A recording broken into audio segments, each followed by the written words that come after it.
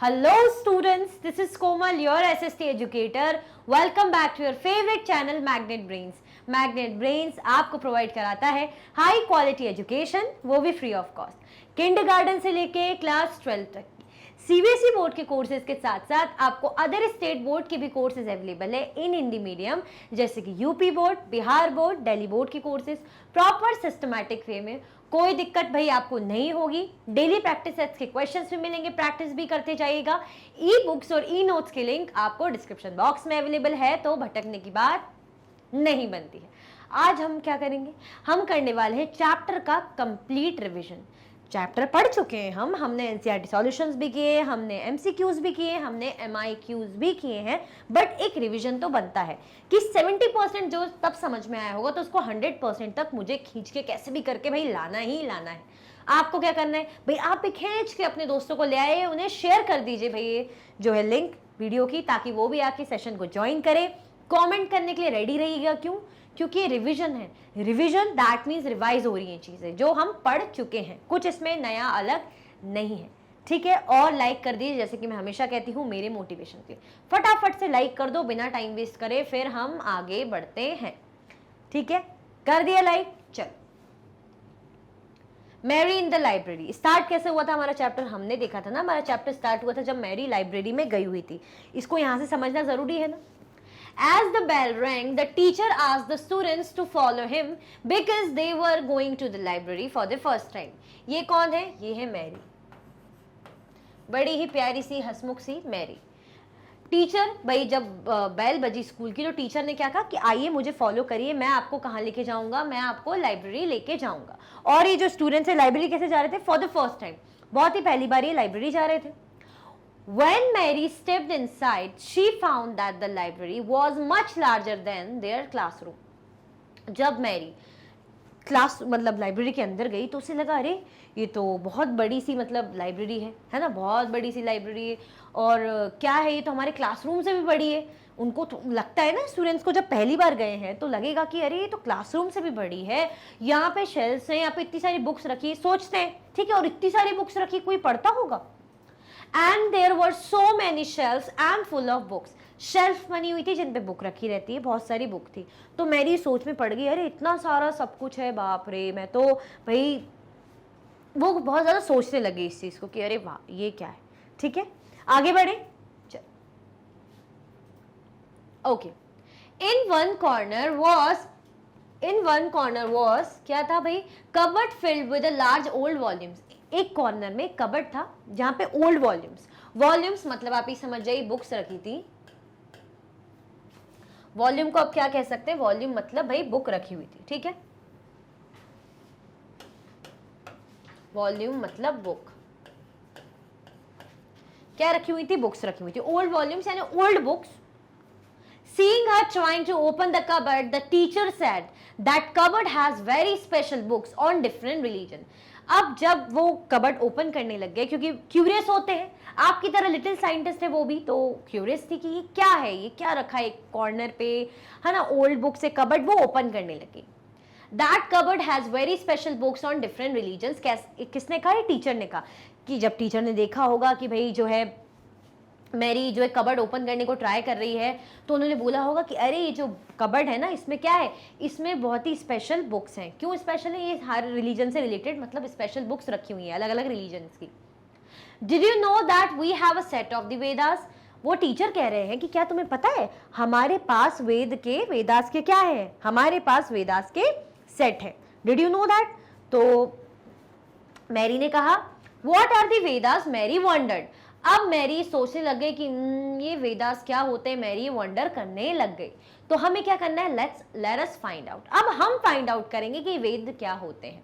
अच्छा, आपको पता है वेद क्या होते हैं? कुछ भी नॉलेज हो इसके बारे में? वेद, ये जो टर्म है वेदा, इसके बारे में कुछ भी पता है? ये बता दीजिए कि टोटल कितने वेद होते हैं, यही बता दीजिए एटलीस्ट। कितने होते हैं? मैं आपको ऑप्शन देती हूँ। 3 होते हैं, 4 होते हैं, 2 होते हैं या 5 होते हैं। कितने वेद हमारे पास होते हैं? 3, 4, 2 या 5? आपको क्या करना है? कमेंट में मुझे बताना है, फिर हम आगे बढ़ते हैं। क्योंकि ये पहले ही मैंने बोला है कि ऊपर जो टर्म लिखा है रिवीजन, कंप्लीट चैप्टर ही सही, बट ये रिवीजन है, दोबारा रिपीट कर रहे हैं। जब दोबारा चीजें रिपीट हो, दैट मीन्स रिवीजन हो रहा है, दैट मीन्स आप पढ़ चुके हैं, ठीक है। और एटलीस्ट जिसने पढ़ा है वो तो आंसर कर सकता है, जो डायरेक्टली आया है अभी तो समझ में आता है कि भाई नहीं पता या थोड़ा सा पता है। गलत सही जो भी आंसर दीजिए, प्लीज आंसर बताइए। कितने वेद होते हैं हमारे? टोटल 4 वेद होते हैं। कौन से होते हैं? अथर्ववेद होते हैं, यजुर्वेद होते हैं, सामवेद होता है, और सबसे ओल्डेस्ट एक वेद होता है जिसे ऋग्वेद कहा जाता है। तो आइए लेट अस फाइंड आउट, हम जरा फाइंड करें। ओके ऐसे ही नहीं कि यहां बता दिया तो बस अब नहीं बताऊंगी, आगे देखेंगे ना, इलैबोरेट करके समझेंगे। कंप्लीट चैप्टर रिवीजन है। आगे बढ़े, चल। You may have heard about the Vedas. भाई आप लोगों ने वेद के बारे में सुना तो होगा, ज्यादा कुछ नहीं भी पता होगा तो एटलीस्ट वो उसका नाम जो है वेद वर्ड आपके कान पे तो जरूर गया होगा। There are 4 of them. कितने हैं? 4 होते हैं वेद। कौन से होते हैं? फर्स्ट हमारा ऋग्वेद होता है, सेकंड हमारा होता है सामवेद, थर्ड हमारा होता है यजुर्वेद, और फोर्थ हमारा होता है अथर्ववेद। ये हमारे क्या होते हैं? 4 वेदा होते हैं, ऋग्वेद, सामवेद, यजुर्वेद और अथर्ववेद। कौन से 4 वेद हैं हमारे? ये ध्यान रखना इंपॉर्टेंट है, ये सारे हमारे 4 वेदास हैं, ऋग्वेद, सामवेद, यजुर्वेद और अथर्ववेद। देख लो ध्यान से। Okay The oldest Veda is the Rig Veda, composed about 3500 years ago. सबसे ओल्डेस्ट वेद कौन सा है? मतलब वेद तो हम देख रहे हैं कि 4 वेद हैं, बट जो सबसे ओल्डेस्ट है, मैं यहां लिख दूं अगर आपको इजी बनाने के लिए, सबसे ओल्डेस्ट वेदा कौन है? कौन सा है भाई? ऋग्वेद। ये वही बात यहाँ है, यही मैं यहाँ लिख रही हूँ ताकि आपको इजी थोड़ा सा एक चार्ट फ्लो के फॉर्म में पता चल जाए। कंपोज हुआ था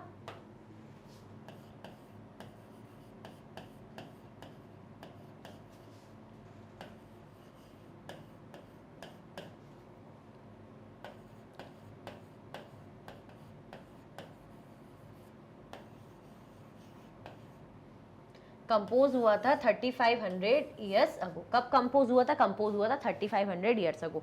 ठीक है, ये जो चीज यहाँ लिखी यही मैंने लिखी ताकि आपको कंफ्यूजन ना हो। ऐसे होता है ना कि सेंटेंस में पढ़ के नहीं एकदम से लर्न होती चीजें, जैसी हम ऐसा देखते हैं चंक्स में तो ज्यादा जल्दी याद होती है, क्योंकि मैं भी स्टूडेंट रही हूँ ना, तो मुझे भी पता है कि आपको क्या चाहिए।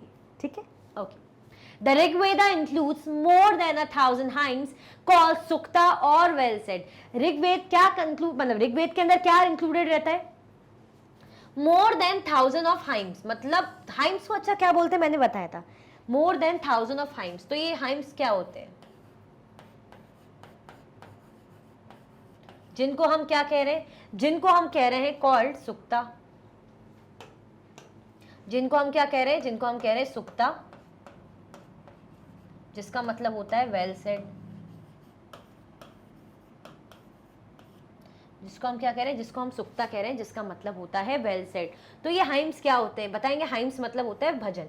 क्या होते हैं हाइम्स का मतलब होता है भजन। तो कितने? ऑलमोस्ट 1000, मतलब 1000 से भी ज्यादा, मोर देन 1000 से भी ज्यादा ये है क्या? सुक्ता, यानी हमारे पास हाइम्स है। ठीक है, more than.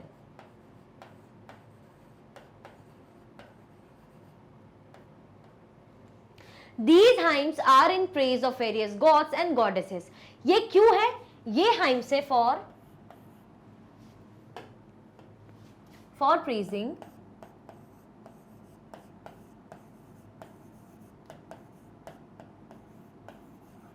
gods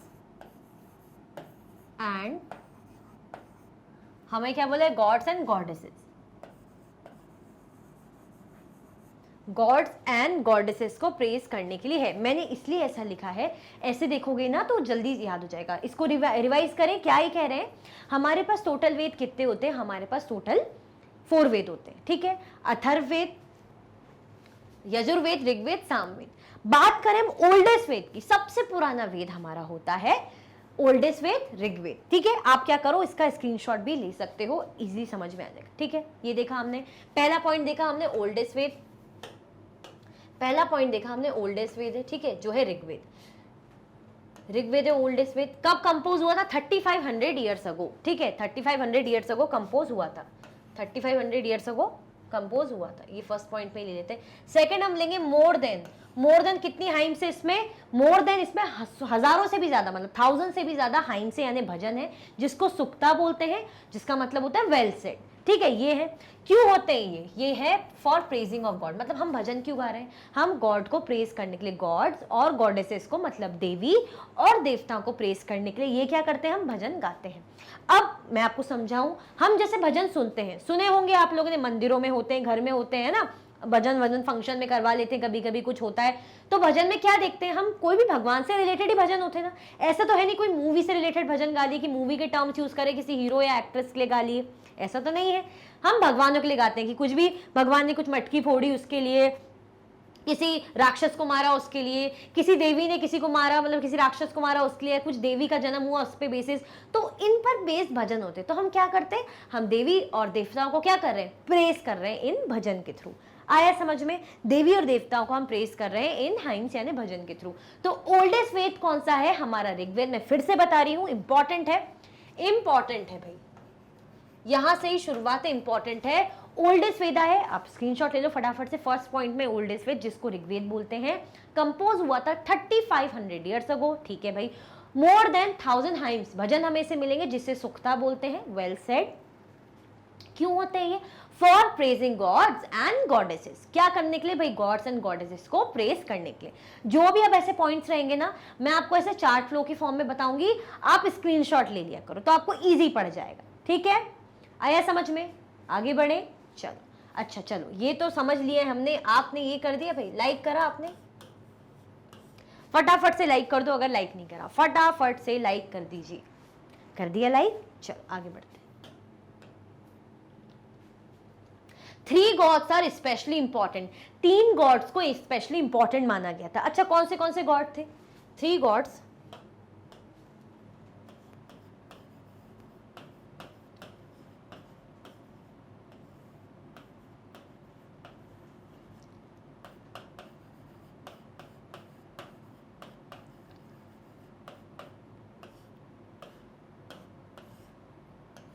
three God's क्या थे, इंपॉर्टेंट थे। ठीक है, कौन से थे, पहले अगर मैं यहां पे लिखूं,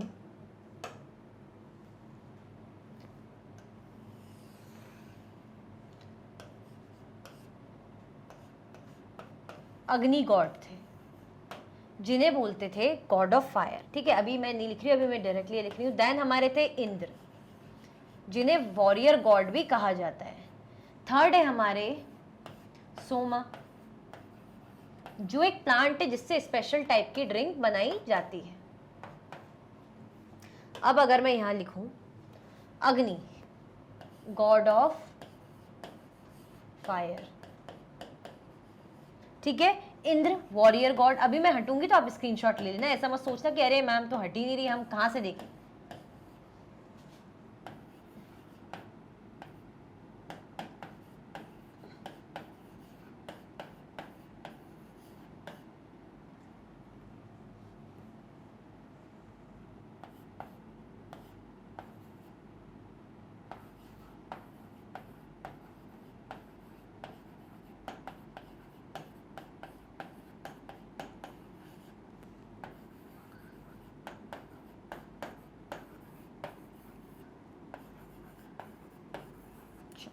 ये जो यहाँ लिखा है वही मैंने यहाँ बता दिया है।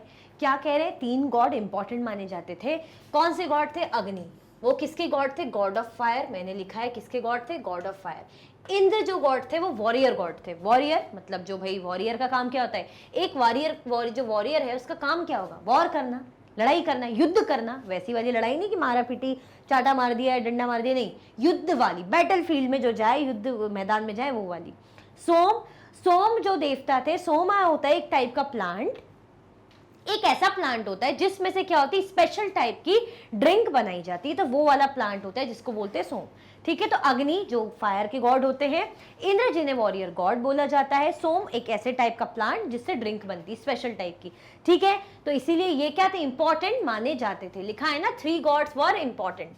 These hymns were composed bye sages. अच्छा, हम बोल रहे हैं कि भजन वगैरह बनाए जाते थे, मतलब 1000 से भी ज्यादा भजन कंपोज हुए, तो कौन किसने कंपोज करे, ये जो भजन है, जो हाइम्स से कौन कंपोज करता है, rishi. Hymns were compose by, hymns ऐसे में लिख दूं, कंपोज कौन करते हैं, ऋषि यानी सेजेस। कौन कर रहे हैं भाई, सेजेस, ऋषि, यही है जो पॉइंट यहाँ है। हाइम्स को कंपोज कौन करता है? Rishi. Then priest taught students to recite and memorise each syllable, word and sentence bit by bit with great care. अच्छा, ये पढ़ा कैसे जाता था, समझा कैसे जाता था, ये देखते हैं। कह रहे हैं कि जो प्रीस्ट है ना, जो प्रीस्ट कौन होते हैं? प्रीस्ट का मतलब क्या होता है? पंडित, ब्राह्मण। Priests taught students to recite and memorize each syllable. जैसे हम पोएम को रिसाइट करते हैं ना, बोलते हैं, ऐसे लर्न नहीं करते कि बैठ के लर्न, मतलब लिखते नहीं है, ऐसे रीड नहीं करते, रिसाइट करते हैं कि भाई मछली जल की रानी है, जीवन उसका पानी है। इस तरीके से हम पूरा प्रॉपर तरीके से बोलते हैं उसको, वर्ड बाय वर्ड है ना, एक प्रॉपर टोन में ऐसे बोला जाता है। तो इस तरीके से इसे रिसाइट करा जाता है, समझा जाता है, बोला जाता है बेसिकली, और इसको मेमोराइज किया जाता है, याद किया जाता है। ठीक है, ईच सिलेबल, क्योंकि भजन तो ऐसे रीड नहीं करोगे ना, आप भजन है हाइम से, तो हाइम्स को कैसे पढ़ोगे आप? अच्छे से पढ़ोगे। ऐसे इसको प्रॉपर रिसाइट किया जाता था, सिर्फ ऐसे रीड नॉर्मली कि एक फ्लो में रीड कर लिया या लिख लिया, ऐसा कुछ नहीं। और कैसा? वर्ड टू वर्ड इसको पढ़ा जाता था, सेंटेंस टू सेंटेंस इसको अच्छे से पढ़ा जाता था, बिट बाय बिट इसको ग्रेट केयर के साथ भाई जो पंडित, जो ब्राह्मण रहते थे, अपने स्टूडेंट्स को पढ़ाते थे कि जैसा जैसा हम बोल रहे हैं उसी के अकॉर्डिंग रिसाइट करो और इसे मेमोराइज करो, याद करो। इसका एक एक वर्ड ध्यान रखो, एक एक सेंटेंस याद रखो, ठीक है, और ग्रेट केयर के साथ इसे मेमोराइज करो, यानी याद करो। आया समझ में? क्या देखा हमने? भाई हमने देखा 3 गॉड इंपॉर्टेंट होते थे, अग्नि हो गए, इंद्र हो गए, सोम हो गए। ये जो हाइम्स है, जो भजन की हम बात कर रहे हैं, कौन कंपोज करता था, किससे कंपोज किए थे? ये सेजेस यानी ऋषि ने कंपोज किए थे। आया समझ में? आगे बढ़े, चल। Most of the hymns were compose, taught and learn by man. जो हाइम्स थी, ज्यादातर, ऐसा नहीं कि सारी हो रही, जो मोस्ट ऑफ दी हाइम्स थी वो कौन कंपोज करता था? टॉट करता था और लर्न करता था कौन? मैन। मतलब मोस्ट ऑफ दी जो थी ना हाइम्स, इनमें फोकस, मतलब इनको पढ़ना, इनको पढ़ाना, इनको कंपोज करने का ज्यादातर काम ज्यादातर कौन करते थे? मैन करते थे, आदमी लोग करते थे। कुछ ऐसे हाइम्स थे जिनको वुमेन ने भी कंपोज किया है, ऐसा नहीं कि सारे सिर्फ मैन ने किए हैं। A few were compose by women, कुछ जो है वुमेन ने भी कंपोज किए हैं। आया समझ में? मतलब ऐसा नहीं सोचो कि जो हाइम सिर्फ मैन ने कंपोज करे, मैन ने पढ़ाए हैं, बनाए हैं, नहीं, कुछ हैं जो वुमेन ने भी कंपोज किए। The Rigved is an old or Vedic Sanskrit which is different from the Sanskrit you learn in school these days. जो संस्कृत ऋग्वेदिक टाइम में यूज की जाती है, जिसे वैदिक संस्कृत बोलते हैं। कौन सी संस्कृत बोलते हैं? जिसे ओल्ड और वैदिक संस्कृत, जिसको हम क्या बोलते हैं? ओल्ड और वैदिक संस्कृत, जो कैसी है? जो बिल्कुल ही डिफरेंट है from the Sanskrit you learn in school these days. जो हम स्कूल में आजकल पढ़ते हैं ना, उससे ये जो संस्कृत है ऋग्वेद की, जिसे वैदिक संस्कृत बोलते हैं, बहुत ज्यादा अलग है, फर्क है ना। अगर हम उसे पढ़ने जाएंगे, यही बोलेंगे आखिर है तो संस्कृत, बट हम नहीं पढ़ पाएंगे, थोड़ा हमें अलग लगेगा। क्यों? क्योंकि आज की अलग है, वक्त के साथ थोड़े से चेंजेस आते जाते हैं। हमने क्या देखा कि जो हाइन से ऋषि जो है इसको मतलब बनाते थे, ठीक है, कंपोज करते थे। मोस्ट टाइम जो है मैन ही इसको कंपोज करते थे, लर्न करते थे और पढ़ाते भी थे। बट कुछ कुछ जो है वुमेन भी पढ़ाने का, मतलब सॉरी, बनाने का, कंपोज करने का काम करती थी। ठीक है, हमने क्या देखा? जो ऋग्वेद है वो वैदिक संस्कृत में है, जो कि आज की संस्कृत से बहुत अलग है। आगे बढ़े, चल। Sanskrit and other languages. अब हमने देखा था कुछ फैमिलीज होती हैं, इनकी फैमिली बनी रहती है। याद करो संस्कृत जो है कौन सी फैमिली की है? संस्कृत इंडो एशियाटिक फैमिली की है या इंडो यूरोपियन फैमिली की लैंग्वेज है? बताओ। ये पढ़ा है, मैं पहली बोल रही हूँ, कंप्लीट चैप्टर तो है, बट इट्स आर रिवीजन। ये रिवीजन हो रहा है, रिवाइज कर रहे हैं हम, तो रिवाइज मतलब आपको पहले से पता है। देखते हैं Sanskrit and other languages. Sanskrit is a part of a family of languages known as Indo European. Sanskrit कौन सी फैमिली का पार्ट है? जो संस्कृत लैंग्वेज है वो कौन सी फैमिली का पार्ट है? वो है इंडो यूरोपियन। कौन सी लैंग्वेज? इंडो यूरोपियन लैंग्वेज का भाई पार्ट है हमारी संस्कृत, याद रखना, इंडो यूरोपियन। आया समझ में? कौन सी language? Sanskrit. Some Indian languages such as Assamese, Gujarati, Hindi, Kashmiri and Sindhi, Asian languages such as Persian and many European languages such as English, French, German, Greek, Italian and Spanish belong to this family. ये जो family की हम बात कर रहे हैं, Indo European family हम कह रहे हैं, इनमें कौन सी लैंग्वेजेस आती हैं? इनको फैमिली क्यों बोलते हैं ये भी हम जानेंगे, बस हम बिना किसी कह सकते हैं सबूत के, एविडेंस के, हम इसे फैमिली नहीं कहेंगे, कुछ तो रीजन होगा। लैंग्वेजेस कौन सी आ रही है? पहले तो अगर हम इंडियन लैंग्वेजेस की बात करें तो इंडियन लैंग्वेजेस कौन सी है? Some Indian languages such as Assamese, Gujarati, Hindi, Kashmiri, Sindhi. Asian language में कौन सी आ गई? पर्शियन। और अगर हम यूरोपियन लैंग्वेजेस की बात करें तो वो भी इसमें है, many European languages such as English, French, Germany, Greek, Italian and German, Greek, Italian and Spanish belong to this family. इस फैमिली में मतलब इंडो यूरोपियन फैमिली में ये लैंग्वेजेस आती हैं। सोचो जरा, मतलब हमारी आसमी, सिंधी, हिंदी, ये सब ग्रीक और ये जर्मन के साथ में, मतलब इनके साथ आती है, इनके साथ फैमिली में। सोचा था कभी आपने ऐसा कि ये तो कितने अलग हैं, ये तो लैंग्वेज बहुत अलग है, हाँ, और हम तो अलग बोलते हैं, ये कैसे फैमिली? देखो, they are called a family because they originally had words in common. ये इसीलिए फैमिली है क्योंकि ओरिजिनली जो एक ओरिजिनल बिल्कुल प्योर फॉर्म में इनके जो वर्ड्स कैसे कॉमन है, कुछ वर्ड्स इनके क्या है? कॉमन है। दे आर कॉल्ड फैमिली, भाई इन्हें फैमिली इसलिए कहा जाता है because they originally had words in common, क्योंकि ओरिजिनली इनके वर्ड्स कैसे? कॉमन है। जैसे अगर हम वर्ड ले मात्र,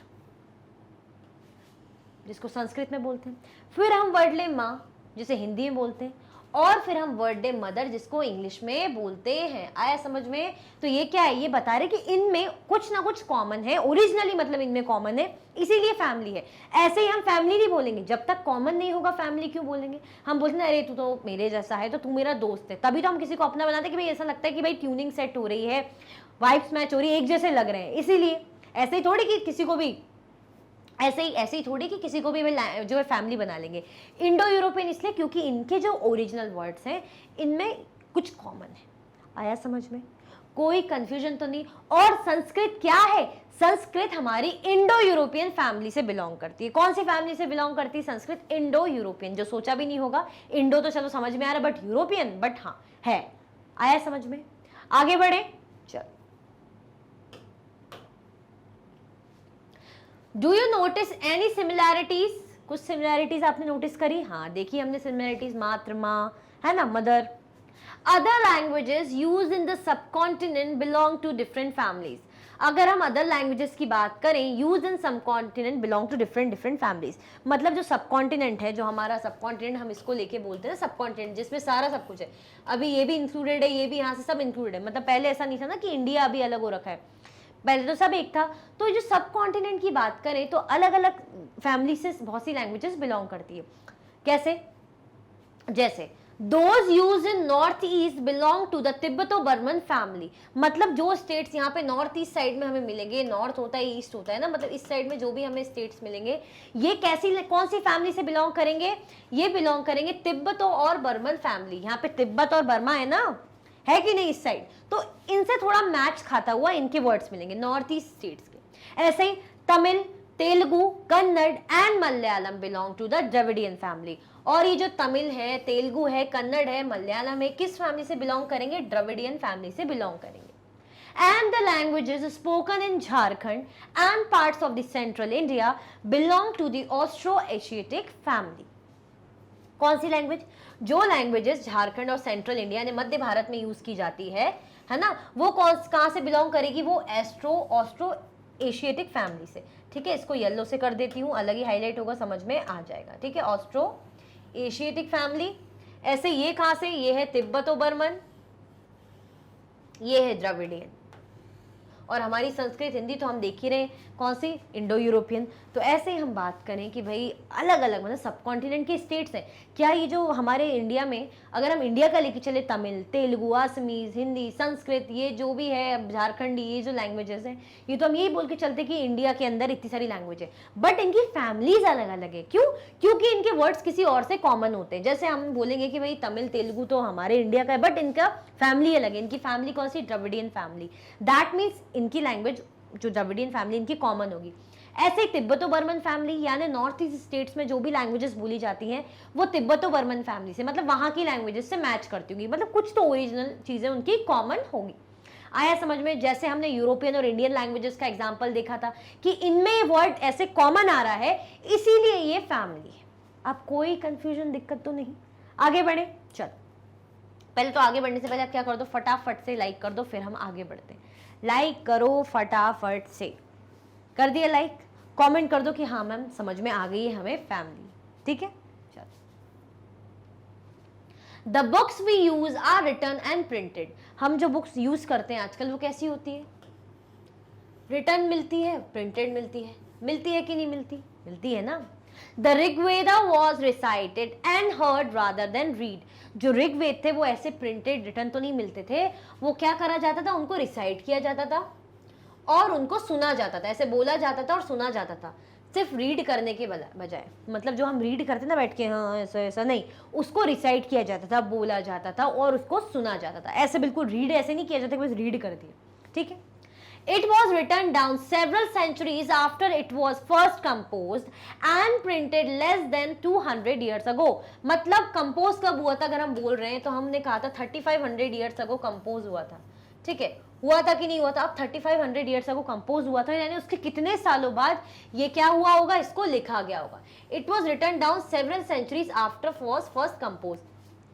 कंपोज हुआ 3500 ईयर्स अगो, बट काफी सदियां बीत गई, उसके बाद जाके इसको रिटर्न किया गया। मतलब उसके बाद काफी टाइम बाद इसको रिटर्न किया गया, लिखा गया, है ना। और बहुत टाइम बाद, लगभग अपने जो है आज के टाइम से लेके चले तो बहुत ही नया ही है, मतलब 200 साल से भी कम सालों पहले क्या हुआ गया, इसको प्रिंट किया गया।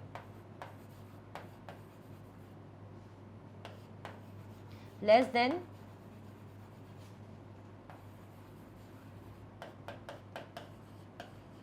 It was printed.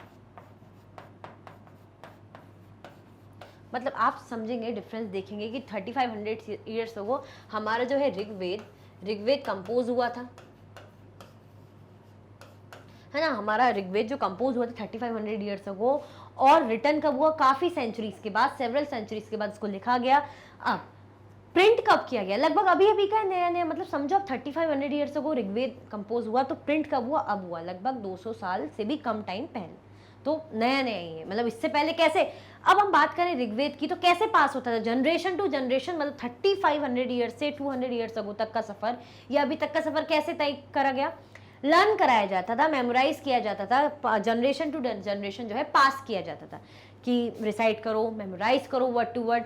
स्टूडेंट ने सीख लिया, अब स्टूडेंट बाकी स्टूडेंट्स को सिखाएंगे, ऐसे ही वो स्टूडेंट बाकी स्टूडेंट्स को सिखाएंगे, तो सीखते सीखते जनरेशन टू जनरेशन ये पास होता गया। बट फिर कुछ टाइम बाद इन्हें भाई फाइनली लिखा भी गया। चलो अब लिखा गया, बट प्रिंटेड फॉर्म में ही नहीं मिला। प्रिंटेड फॉर्म में हमें अब मिला लगभग 200 सालों पहले से भी कम टाइम। आया समझ में? किसके बारे में पढ़ रहे हैं हम? ऋग्वेद के बारे में पढ़ रहे हैं। ओके, आगे बढ़े। चलो, historians like archaeologists find out about the past, but in addition to material remains they examine written sources as well। अब हम ये देख रहे हैं, हमने ऋग्वेद के बारे में पढ़ा भाई कि ओल्डेस्ट जो वेद है ये सब तो हमने देखा, बट हमें ये भी जानना है ना कि ये जो आर्कियोलॉजिस्ट हैं या इसकी स्टडी कैसे करें, जो हिस्टोरियंस हैं इन्होंने ऋग्वेद की स्टडी कैसे करी, कैसे उनको पता था कि भाई ऐसे है, उसके बारे में ये सब उन्हें कैसे पता चला, ये स्टडी कैसे करी। Historians like archaeologist find out about the past, but in addition to the material remains they examine written sources as well। जो हिस्टोरियंस थे जैसे आर्कियोलॉजिस्ट, उन्होंने पास्ट के बारे में पता करा, बट पास्ट के बारे में पता कैसे करा? जो ऑब्जेक्ट है उनके थ्रू, बट उन्होंने कुछ लिटरेरी सोर्सेज जो लिखित में रहते, रिटर्न में रहते, उनके बारे में भी जाना, ठीक है। Let us see how they study the Rigveda. अब देखते हैं भाई ऋग्वेद को कैसे स्टडी करते थे। Some of the hymns in the Rigveda are in the form of dialogues। कुछ जो भजन है, जो हाइम्स है, वो किस बेसिस पे, मतलब कैसे लिखे गए?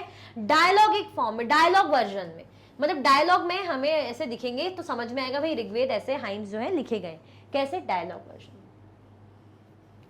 ओके, ठीक है भाई, जब डायलॉग वर्जन में हमें ऋग्वेद मिले हैं तो समझते हैं कैसा क्या है।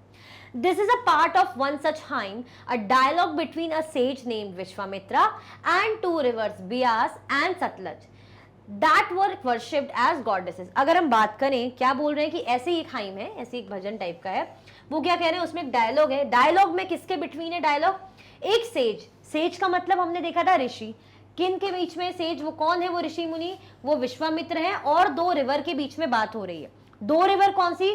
ब्यास और सतलज। कौन सी रिवर है? ब्यास और सतलज के बीच में बात हो रही है, जिनकी पूजा की जाती थी, ठीक है, जिन्हें एज अ देवी माना जाता था, है ना, देवी मान के जिनकी पूजा की जाती थी ऐसे रिवर्स की, ठीक है। कौन सी रिवर?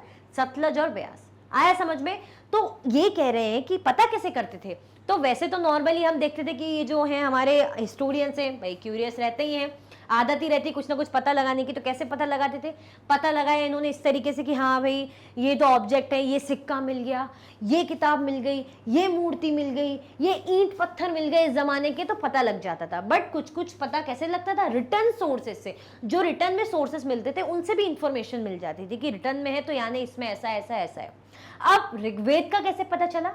ऋग्वेद में हमने देखा था कि हाइम्स में रहते हैं, लगभग हजारों, मतलब हाँ हजारों से भी ज्यादा, 1000 से भी ज्यादा भजन है हाइम्स से, ठीक है, जिनको कंपोज किया था सेज ने, ऋषि ने। ओके, तो कुछ हाइम्स कैसे रहते थे? डायलॉगिक फॉर्म में रहते थे, कि डायलॉग्स में मतलब ऐसा है तो डायलॉग समझ के हमें समझ में आया था कि यानी कॉन्वर्सेशन चल रहा है, बातें चल रही। ऐसे ही अगर एक हाइम हम समझे जो किसके बीच का डायलॉग है, मतलब किसके बीच में बातें हैं, वो विश्वामित्र और 2 रिवर जिनको देवी की तरफ इनकी पूजा भी की जाती थी, यानी ब्यास और सतलज के बीच का उनका कॉन्वर्सेशन है। आया समझ में? तो इस तरीके से हम समझ सकते हैं। आगे बढ़े, चलो पहले तो ये देखते हैं इसके बारे में क्या है। ये मनुस्क्रिप्ट है। अच्छा, मनुस्क्रिप्ट क्या होती है? ये जो है ये मनुस्क्रिप्ट है,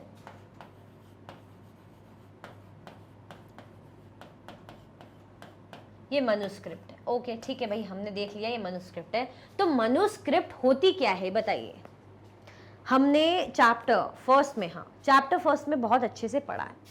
चैप्टर फर्स्ट या सेकंड, उसमें मनुस्क्रिप्ट और इंस्क्रिप्शन के बारे में हमने बहुत अच्छे से पढ़ा है। ये तो हाल नहीं है कि आगे पार्ट हो रहा है पीछे से पार्ट हो रहा है, मतलब आगे तो पार्ट पढ़ रहे हैं, चैप्टर्स पढ़ रहे हैं, और पीछे के जो चैप्टर्स है वो गोल दिमाग से गायब, ठीक है, पूरा एकदम से नहीं लर्न रहता, याद रहता। बट मनुस्क्रिप्ट और इंस्क्रिप्शन इतने बार बताया था कि याद होना चाहिए, ठीक है। मनुस्क्रिप्ट क्या होते हैं? मनु का मतलब क्या होता है? मनु का मतलब क्या होता है? पहले तो मनुस्क्रिप्ट का मतलब समझो।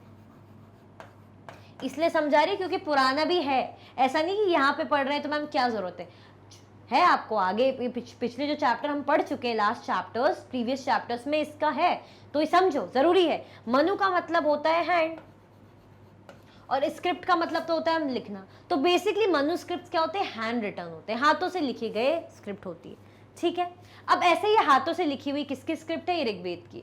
अ page from a manuscript of the Rigveda, this manuscript of the Rigveda on birch bar, किस में? ये बर्च बार में, वॉज फाउंड इन कश्मीर, ठीक है। जो ऋग्वेद है, ये जो बर्च बार्क में लिखी गई है, ये कहाँ मिली है? कश्मीर में मिली है, कश्मीर में मिली थी। About 150 years ago, it was used to prepare one of the earliest printed texts of the Rig Veda, as well as an English translation. लगभग 150 साल पहले की बात है। About 150 years ago, it was used to prepare one of the earliest printed texts of the Rigveda। मतलब ये किस लिए यूज होती थी?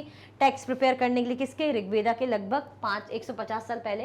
As well as English translation, मतलब उसका इंग्लिश ट्रांसलेशन भी हुआ था। तो about 150 years ago it was used to prepare, किस लिए यूज होती थी? अर्लीस्ट जो प्रिंटेड टेक्स्ट को, मतलब ऐसे लिखने के फॉर्म में, प्रिंट ऐसे फॉर्म में यूज होती थी, और इंग्लिश ट्रांसलेशन में भी। It is now preserved in the library in Pune. ये कहाँ रखी गई है? इट इज नाउ, ये पुणे की लाइब्रेरी में, जो पुणे कहाँ है? पुणे महाराष्ट्र में, वहां पे रखी गई है। किसकी बात हो रही है? अ पेज फ्रॉम मनुस्क्रिप्ट, है ना, मनुस्क्रिप्ट के इस पेज की बात हो रही है। जो किसका पेज है? जो पेज है ऋग्वेदा का। किसका पेज है? वो ऋग्वेद का पेज है, ठीक है। आया समझ में? कोई कंफ्यूजन तो नहीं? आगे बढ़े, चलो। विश्वामित्र एंड द रिवर, वो जो कॉन्वर्सेशन हम पढ़ रहे हैं ना, हाइम्स, जो डायलॉगिक फॉर्म में है कि कैसे बात हुई, तो इसके थ्रू हमें पता चलता है, जो हिस्टोरियंस है वो पता लगाते कि हाँ भाई ऐसा हुआ था या ऐसा है। तो देखते हैं विश्वामित्र क्या कह रहे हैं। इनको पहले हम पूरा रीड करेंगे, फिर मैं ब्रीफ में आपको अच्छे से समरी फॉर्म में समझाऊंगी। पहले रीड करते हैं। विश्वामित्र बोल रहे हैं, ये मैं बताऊंगी बोल कौन रहा है। विश्वामित्र ने कहा, ओ reverse, come down from the mountains like two swift horses, like two shining cows that lick their calves। अब कुछ वर्ड्स हैं, उनका मीनिंग समझते हैं, वो तो समझाऊंगी तुम साथ में ही। स्विफ्ट मतलब हम बोलते हैं बहुत ही स्मूथली जो चीज़ें चले, तो अच्छे से स्मूथली आ रही है, स्विफ्ट का मतलब ये होता है। और काफ्स हमने देखा है ऐसे पैरों पे काफ बोलते हैं, तो काफ्स मतलब दोनों, जिसको लिक कर रहे हैं काउस, है ना, ऐसे काउस करती है ना अपनी काफ्स को, ऐसे ऐसे लिक करती, चाटती है। You move like chariots to the sea through the power of Indra, you are full of water and wish to unite with one another. The rivers, ये विश्वामित्र ने कह दिया। अब रिवर कह रही है, we who are full of water move along the path the gods have made for us. Once we start flowing, we cannot be stopped. Why do you pray to us, O sage? अगर इसको समझे तो विश्वामित्र कह रहे हैं, क्या कह रहे हैं कि भाई रिवर्स आप क्या करिए, आप नीचे आइए, O come down from the mountains. जो आप इस तरीके से नीचे आ रही हैं ना, जैसे स्विफ्टली बहुत ही स्मूथली घोड़े दौड़ते हुए आते हैं माउंटेन से, ऐसे आप आ रही हैं, ऐसी आप लग रही है जैसे जो काऊ है अपने काव्स को लिक करती है इस टाइप के, ऐसे शाइनिंग सी लग रही हैं आप लोग। क्या है, you move like chariot through the sea, मतलब ऐसा लग रहा है जैसे समुद्र में रथ दौड़ता है ना, इस टाइप के आप लग रहे हैं। चैरियट यानी रथ, है ना। Through the power of Indra, मतलब इंद्र भगवान जो है उनकी पावर से आप इस तरीके से मूव कर रही हैं। You are full of water and wish to unite with one another. आप क्या है, आपके अंदर खूब सारा पानी है, भाई रिवर है तो पानी तो होगा, आप एक दूसरे से मिलने को रेडी हैं। अब रिवर कह रही हैं कि we who are full of water, हाँ हम जो फुल ऑफ वाटर है, जिनमें हम में पानी है, move along the path the gods have made for us. भाई आप जो कह रहे हैं कि इस तरीके से आप आ रहे हैं या जो भी हैं, बट हमारे लिए जो पाथ है, जिस पाथ से हम जा रहे हैं, वो रास्ता हमारे लिए देवता ने बनाया है, भगवान ने बनाया है। तो उनकी मर्जी के अकॉर्डिंग ही हम, जो पाथ उन्होंने हमारे लिए बनाया है, उसी पाथ में बहते बहते, रास्ते में बहते बहते हम जा रहे हैं। Once we start flowing, we cannot be stopped. एक बार हमने बहना शुरू कर दिया, फ्लो करना शुरू कर दिया, तो हम कैसे रोक पाएंगे? आप खुद ही देखिए, क्या पानी बहता है, आप रोक पाते हैं? चलो कुछ बैरियर आप लगाते हैं, बट धीरे धीरे पानी नीचे से निकल के आ ही जाता है। ऐसे ही रिवर है, वो तो बहुत तेज बहाव में आ रही है, क्या उसे रोका जा सकता है? जो जो पाथ उसे मिलता जाता है, जो रास्ता मिलता जाता है, वहां से वो चलती जाती है। Why do you pray to us, O sage? आप हमसे प्रे क्यों कर रहे हैं ऋषि मुनि? ऐसी ये बात हो रही। अच्छा, समझ में आया? आगे बढ़े, कॉन्वर्सेशन चल रहा है वो रिवर और विश्वामित्र का। आगे बढ़े, चलो। Vishwamitra, O sisters, please listen to me, the singer who has come from a distance with his chariot and carts. Let your waters not rise above our axles, so that we can cross safely. अब विश्वामित्र मतलब basically ये कहना चाह रहे कि उनको रास्ता cross करना है। अब नदी का जब बहाव तेज होता है या नदी थोड़ा ऊपर ऐसे बहती है बहुत तेज ऊपर से, तो होता है ना, दिक्कत होती है जो है रास्ते को क्रॉस करने में, नदी को पार करने में। तो वो यही कह रहे हैं कि भाई जब हम आए हुए हैं तो हमारा जो, आप जो ऐसे बिल्कुल अपने बहाव से ऐसे बह रही हैं, तो आप ऐसे ना भैया, ताकि हम अपना रास्ता क्या कर सके, so we can cross safely, है ना, हम सेफली क्रॉस कर सके।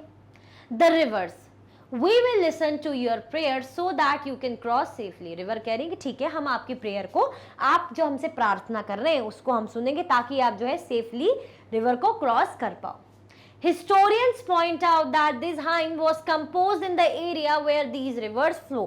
अब जब ये समझ में आया कि बातें हो रही है सतलज और ब्यास नदी से, तो यानी ये उस एरिया की जगह है, मतलब एक वो एरिया है, वो जगह है जहाँ पे क्या है, ये नदियां बहती होगी। मतलब जब इन नदियों से बात कर रहे हैं ऋषि मुनि विश्वामित्र, दैट मीन्स ये वो जगह होगी जहाँ पे नदी बहती होगी। अब अगर आप कहीं का भजन जैसे देखेंगे, सुनेंगे कि भाई ये रियल है कि गंगा नदी से मैं बात कर रही हूँ, तो आप यही बोलोगे ना कि कोमल में वही गई होगी जहाँ गंगा नदी बहती होगी। आया समझ में? तो ऐसा हिस्टोरियंस ने गेस करा, आइडिया लगाया। आगे बढ़े,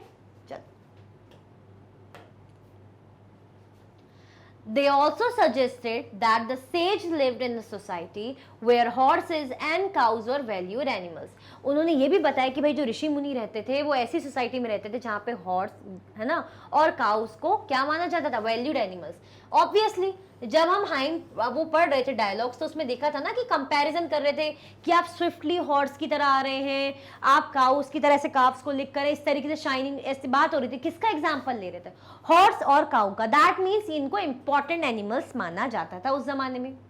that is why the rivers are compare to horses and cows. इसीलिए वो रिवर को, जो रिवर्स है सतलज एंड ब्यास, उनको किससे, रिवर और काउस और हॉर्सेस से कंपेयर किया गया। Other rivers, especially the Indus and its other tributaries and the Saraswati, are also named in the hymns. The Ganga and Yamuna are named only once. अगर हम other rivers की बात करें तो especially कौन सी other जो rivers हैं, especially the Indus and its other tributaries. Tributaries क्या होती हैं? मैंने during the chapter आपको पढ़ाया था, बताया था। अच्छा मुझे बताओ tributaries क्या होती हैं, बताओ फटाफट से, थोड़ा बहुत किसी को आइडिया? आपने देखा था ना कि क्या हो रहा है, जैसे ये नदी तो अपना, ये छोटी छोटी नदियाँ अपना बह रही हैं, ऐसे ऐसे बह रही हैं, यूं यूं इधर उधर बह रही है, ऐसे बह रही है। अब बीच से यहाँ पे एक जो मेन जो रिवर है ऐसे आ रही है, ये ऐसे जा रही इस तरीके से, ठीक है, इस तरीके से जा रही। तो ये जो है ये ऐसे मिल गई इनमें, है ना, इनमें धीरे धीरे ऐसे मिल गई, तो ये सारी सब साथ में हो गई। तो क्या बना दी इन्होंने बना दी एक रिवर। तो ये जो छोटी छोटी नदियां हैं, मतलब जो सहायक रिवर जिनको बोलते हैं, वो बड़ी रिवर में मिक्स हो जाती हैं जाके। कैसी हो जाती है? जब छोटी छोटी ऐसी नदियां बह रही है और बड़ी रिवर में ऐसे साथ में जुड़ जाती है कि भाई हम तो अलग अलग, हम तो छोटे छोटे हैं, हम नहीं जा पाएंगे अकेले, हमें किसी बड़े की जरूरत है, हमें डर लग रहा है, तो बोलने वो देखो देखो एक बड़ी रिवर जा रही है, उसके साथ मिल जाते हैं। तो जब ऐसा होता है तो वो ट्रिब्यूटरीज कहती हैं। तो ऐसे ही जो इंडस है, इंडस मेन रिवर है, तो इंडस की जो ट्रिब्यूटरीज है, ऐसा समझ लीजिए अभी जो मेन रिवर है ये इंडस है, इंडस के साथ जो छोटी छोटी रिवर जुड़ी हुई हैं और ट्रिब्यूटरीज, और कौन, और जैसे Saraswati are also name in the hymns, मतलब इनके नाम भी भजनों में लिए गए हैं, इनका नाम भी मेंशन है, मतलब इन रिवर का नाम मेंशन है, दैट मीन्स इनकी इंपॉर्टेंस होगी। The Ganga and Yamuna are named only once. अगर हम बात करें किसकी, गंगा और यमुना रिवर की, तो इनका नाम सिर्फ एक बार ही लिया गया है। कितने बार? इनका नाम सिर्फ एक बार ही लिया गया है। इससे हिस्टोरियन क्या कर रहे हैं, आइडिया लगा रहे हैं, गैस कर रहे हैं कि भाई हाँ ऐसा हुआ होगा। आया समझ में? कोई कंफ्यूजन तो नहीं? आगे बढ़े, चलो। कैटल, हॉर्सेस एंड चैरियट्स, किसके बारे में देख रहे हैं हम? कैटल, हॉर्सेस एंड चैरियट्स, इनका क्या रोल था? कैटल भाई गाय वगैरह हम बोलते हैं, हॉर्स तो पता ही है, चैरियट्स क्या होता है? चैरियट्स होता है रथ, ठीक है। There are many prayers in the Rigveda for cattle, children, specially sons and horses. Rigveda में जो प्रेयर है, बहुत सी प्रेयर ऋग्वेद में मेंशन है। प्रार्थना, प्रेयर को क्या बोलते हैं? प्रार्थना, ठीक है। क्या मेंशन है? बहुत सारी प्रार्थना है भाई ऋग्वेद में मेंशन है फॉर कैटल। किस किस के लिए प्रार्थना है? ये प्रार्थना है for cattle, cattle, children, specially son and the horses. मतलब ये जो प्रेयर्स है ना, किन किन के लिए ये प्रेयर्स जो मेंशन है ऋग्वेद में, ये किस किस के लिए है?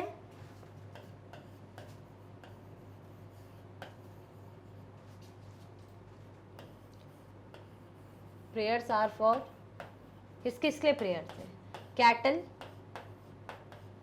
ठीक है, चिल्ड्रन,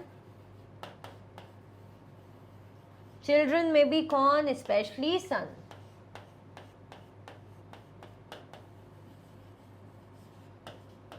लिखा है ना यहाँ पे स्पेशली सन के लिए, ठीक है। और कौन से? थर्ड है, थर्ड हम देख रहे हैं हॉर्सेस, थर्ड हम क्या देख रहे हैं? थर्ड हम देख रहे हैं हॉर्सेस, ठीक है। आया समझ में? तो बेसिकली बता रहे हैं कि इनके लिए स्पेशल प्रेयर की जाती है, मतलब इन लोगों के लिए प्रेयर है ऋग्वेद में। किस किस के लिए? कैटल के लिए है, चिल्ड्रन के लिए, चिल्ड्रन में भी स्पेशली लड़कों के लिए, सन के लिए, और horses. Horses were yoked to chariots that were used in battles, which were fought to capture cattle. अब घोड़ों का क्या रोल था? जो घोड़ों का रोल था वो ये था कि उनको भाई रथ में, है ना, किसमें, जो बोल रहे हैं ना चैरियट, यानी रथ में जोड़ दिया जाता था, ऐड कर दिया जाता था। देखा नहीं कि रथ चलता है, कैसे चलता है? अपने आप तो चलेगा नहीं, घोड़े को ऐसे घोड़े पे बांध दिया जाता था रस्सी जैसी बड़ी सी, फिर रथ चलता था ऐसे करके, जो भी उनका करते थे। और क्यों करते थे? क्यों ये घोड़ा गाड़ी की जरूरत थी, घोड़े ये रथ की जरूरत थी? इसलिए थी क्योंकि बैटल में जाते थे। इसकी जरूरत इसलिए थी क्योंकि भाई बैटल वगैरह, लड़ाई वगैरह होती थी, युद्ध होता था। विच वर फॉट टू कैप्चर कैटल, जो किस लिए होता था? जो युद्ध होते थे, जो बैटल्स होती थी,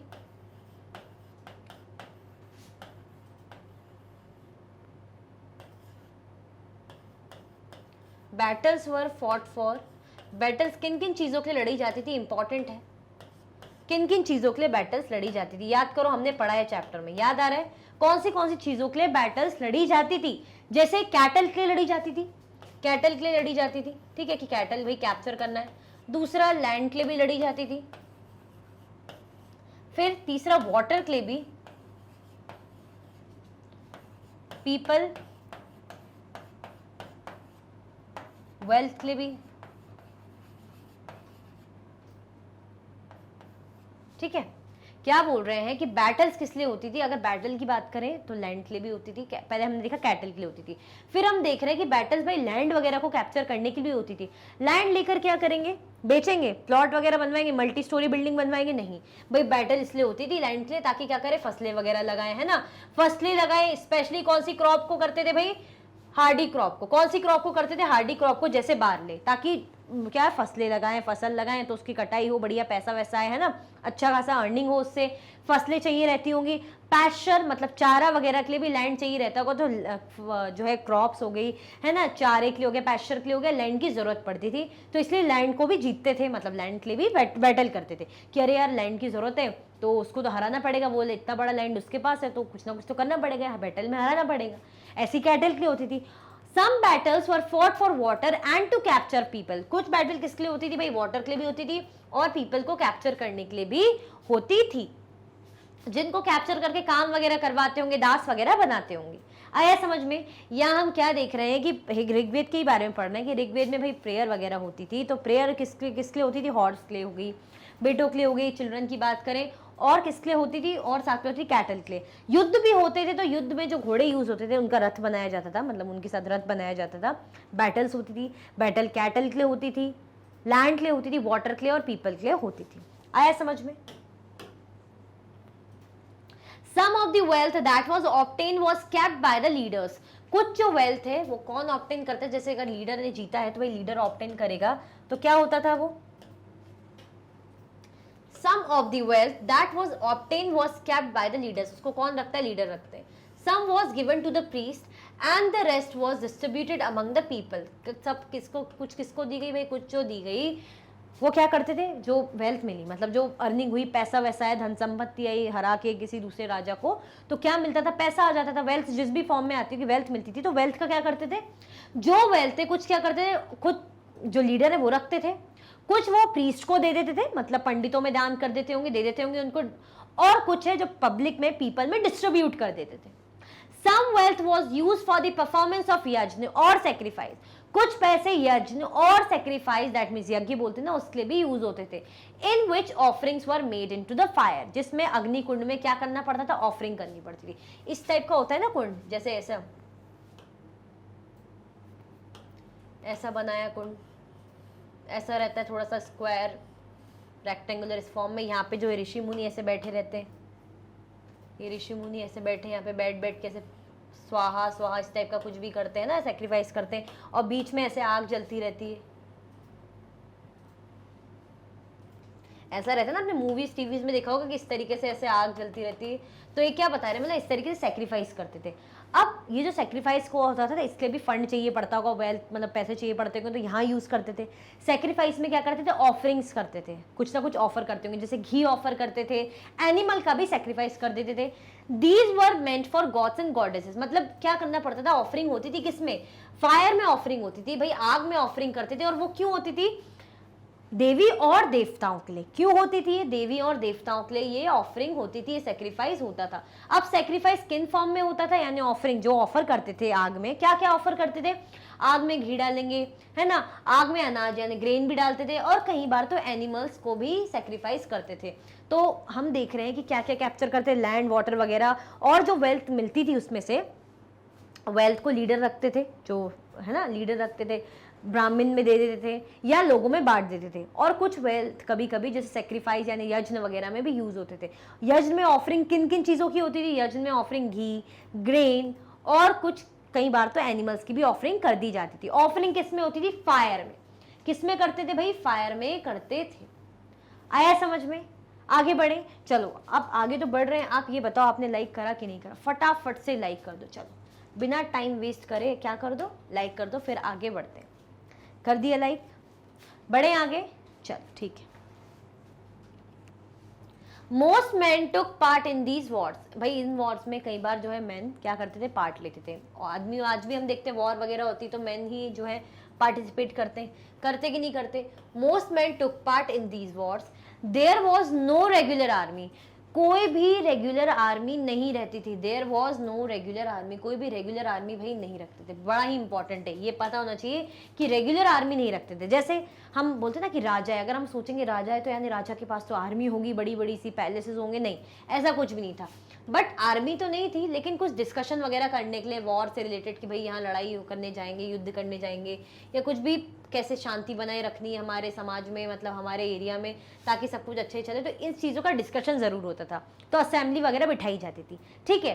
दे also choose leaders who were often brave and skilful warriors. अब जब भाई किसी को लीडर बनाना है तो उसी को चुनेंगे ना जो कैसा हो, ब्रेव हो और एक अच्छा स्किलफुल वॉरियर हो। दे also choose leaders who were often brave, जो कैसे रहते थे, ब्रेव रहते थे, एंड स्किलफुल वॉरियर रहते थे। कैसे रहते थे, स्किलफुल वॉरियर। आया समझ में? तो मैन क्या करते थे भाई, लड़ाई जो बैटल होती थी मैन उसमें पार्टिसिपेट करते थे, ठीक है। ये जो राजा थे उनकी रेगुलर आर्मी तो कुछ भी नहीं रहती थी, ऐसे कोई रेगुलर आर्मी वो नहीं रखते थे। फिर हमने देखा असेंबलीज होती थी। असेंबलीज क्यों होती थी, कुछ भी डिस्कशन करने के लिए, वॉर से रिलेटेड, पीस से रिलेटेड असेंबलीज रहती थी। और जो लीडर कैसे चूज किए जाते, लीडर होने चाहिए स्किलफुल और ब्रेव लीडर को चूज करते थे, ऐसे वॉरियर को चूज करते थे। आया समझ में?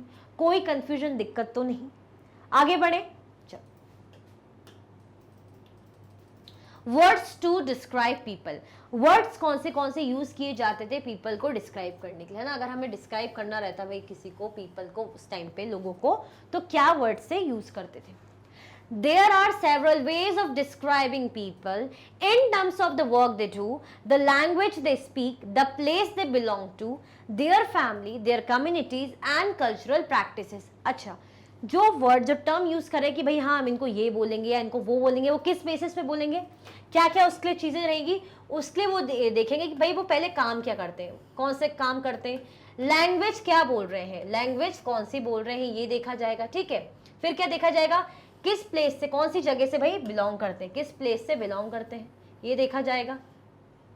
फिर उनकी फैमिली के बारे में देखा जाएगा, भाई फैमिली कितनी कैसी क्या है, उनकी कम्युनिटीज और कल्चरल प्रैक्टिसेस कैसी क्या है, ये सब देखी जाएगी। इसके अकॉर्डिंग पे, इसके बेसिस पे क्या करा जाएगा भाई, उनको डिस्क्राइब किया जाएगा कि क्या काम करते हैं, कल्चरल बैकग्राउंड क्या है, रिलीजियस बैकग्राउंड क्या है, कौन से एरिया से आए, रीजन से आए, ठीक है, क्या लैंग्वेज वो बोल रहे हैं, फैमिली कैसा क्या, तो इनके अकॉर्डिंग क्या करते थे, पीपल को डिस्क्राइब करने का काम करते थे। Let us see some of the words used to describe people found in the Rigveda. भाई कुछ वर्ड्स देखते हैं जो किस लिए यूज होते थे, डिस्क्राइब करने के लिए जो पीपल रहते थे ऋग्वेद में।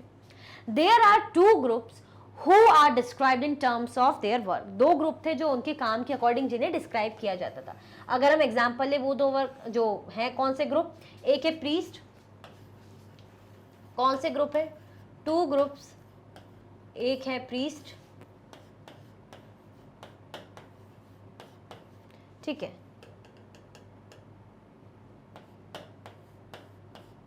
दूसरे हैं राजास। प्रीस्ट को हम क्या बोल रहे हैं, और ब्राह्मण। प्रीस्ट को हम क्या बोल रहे हैं, प्रीस्ट को हम बोल रहे हैं ब्राह्मण भी बोलते हैं, ठीक है। जो क्या काम करते थे, जो रिचुअल परफॉर्म करने का काम करते थे, कुछ भी विधिवत काम कराना है, पूजन कीर्तन, जो भी चीजें रिचुअल, ऐसी चीजों का, पूजा वूजा से रिलेटेड, ये काम ब्राह्मण पंडित करते हैं, आज भी करते हैं। तो ऐसे ही हम बोल रहे हैं कि भाई कैसे पीपल को डिस्क्राइब किया जाता था, तो उनके काम को लेके, उनकी लैंग्वेज को लेके, उनके रिलीजियस कल्चरल बैकग्राउंड के अकॉर्डिंग, मतलब कम्युनिटीज के अकॉर्डिंग, कल्चरल बैकग्राउंड के अकॉर्डिंग लिया जाता था।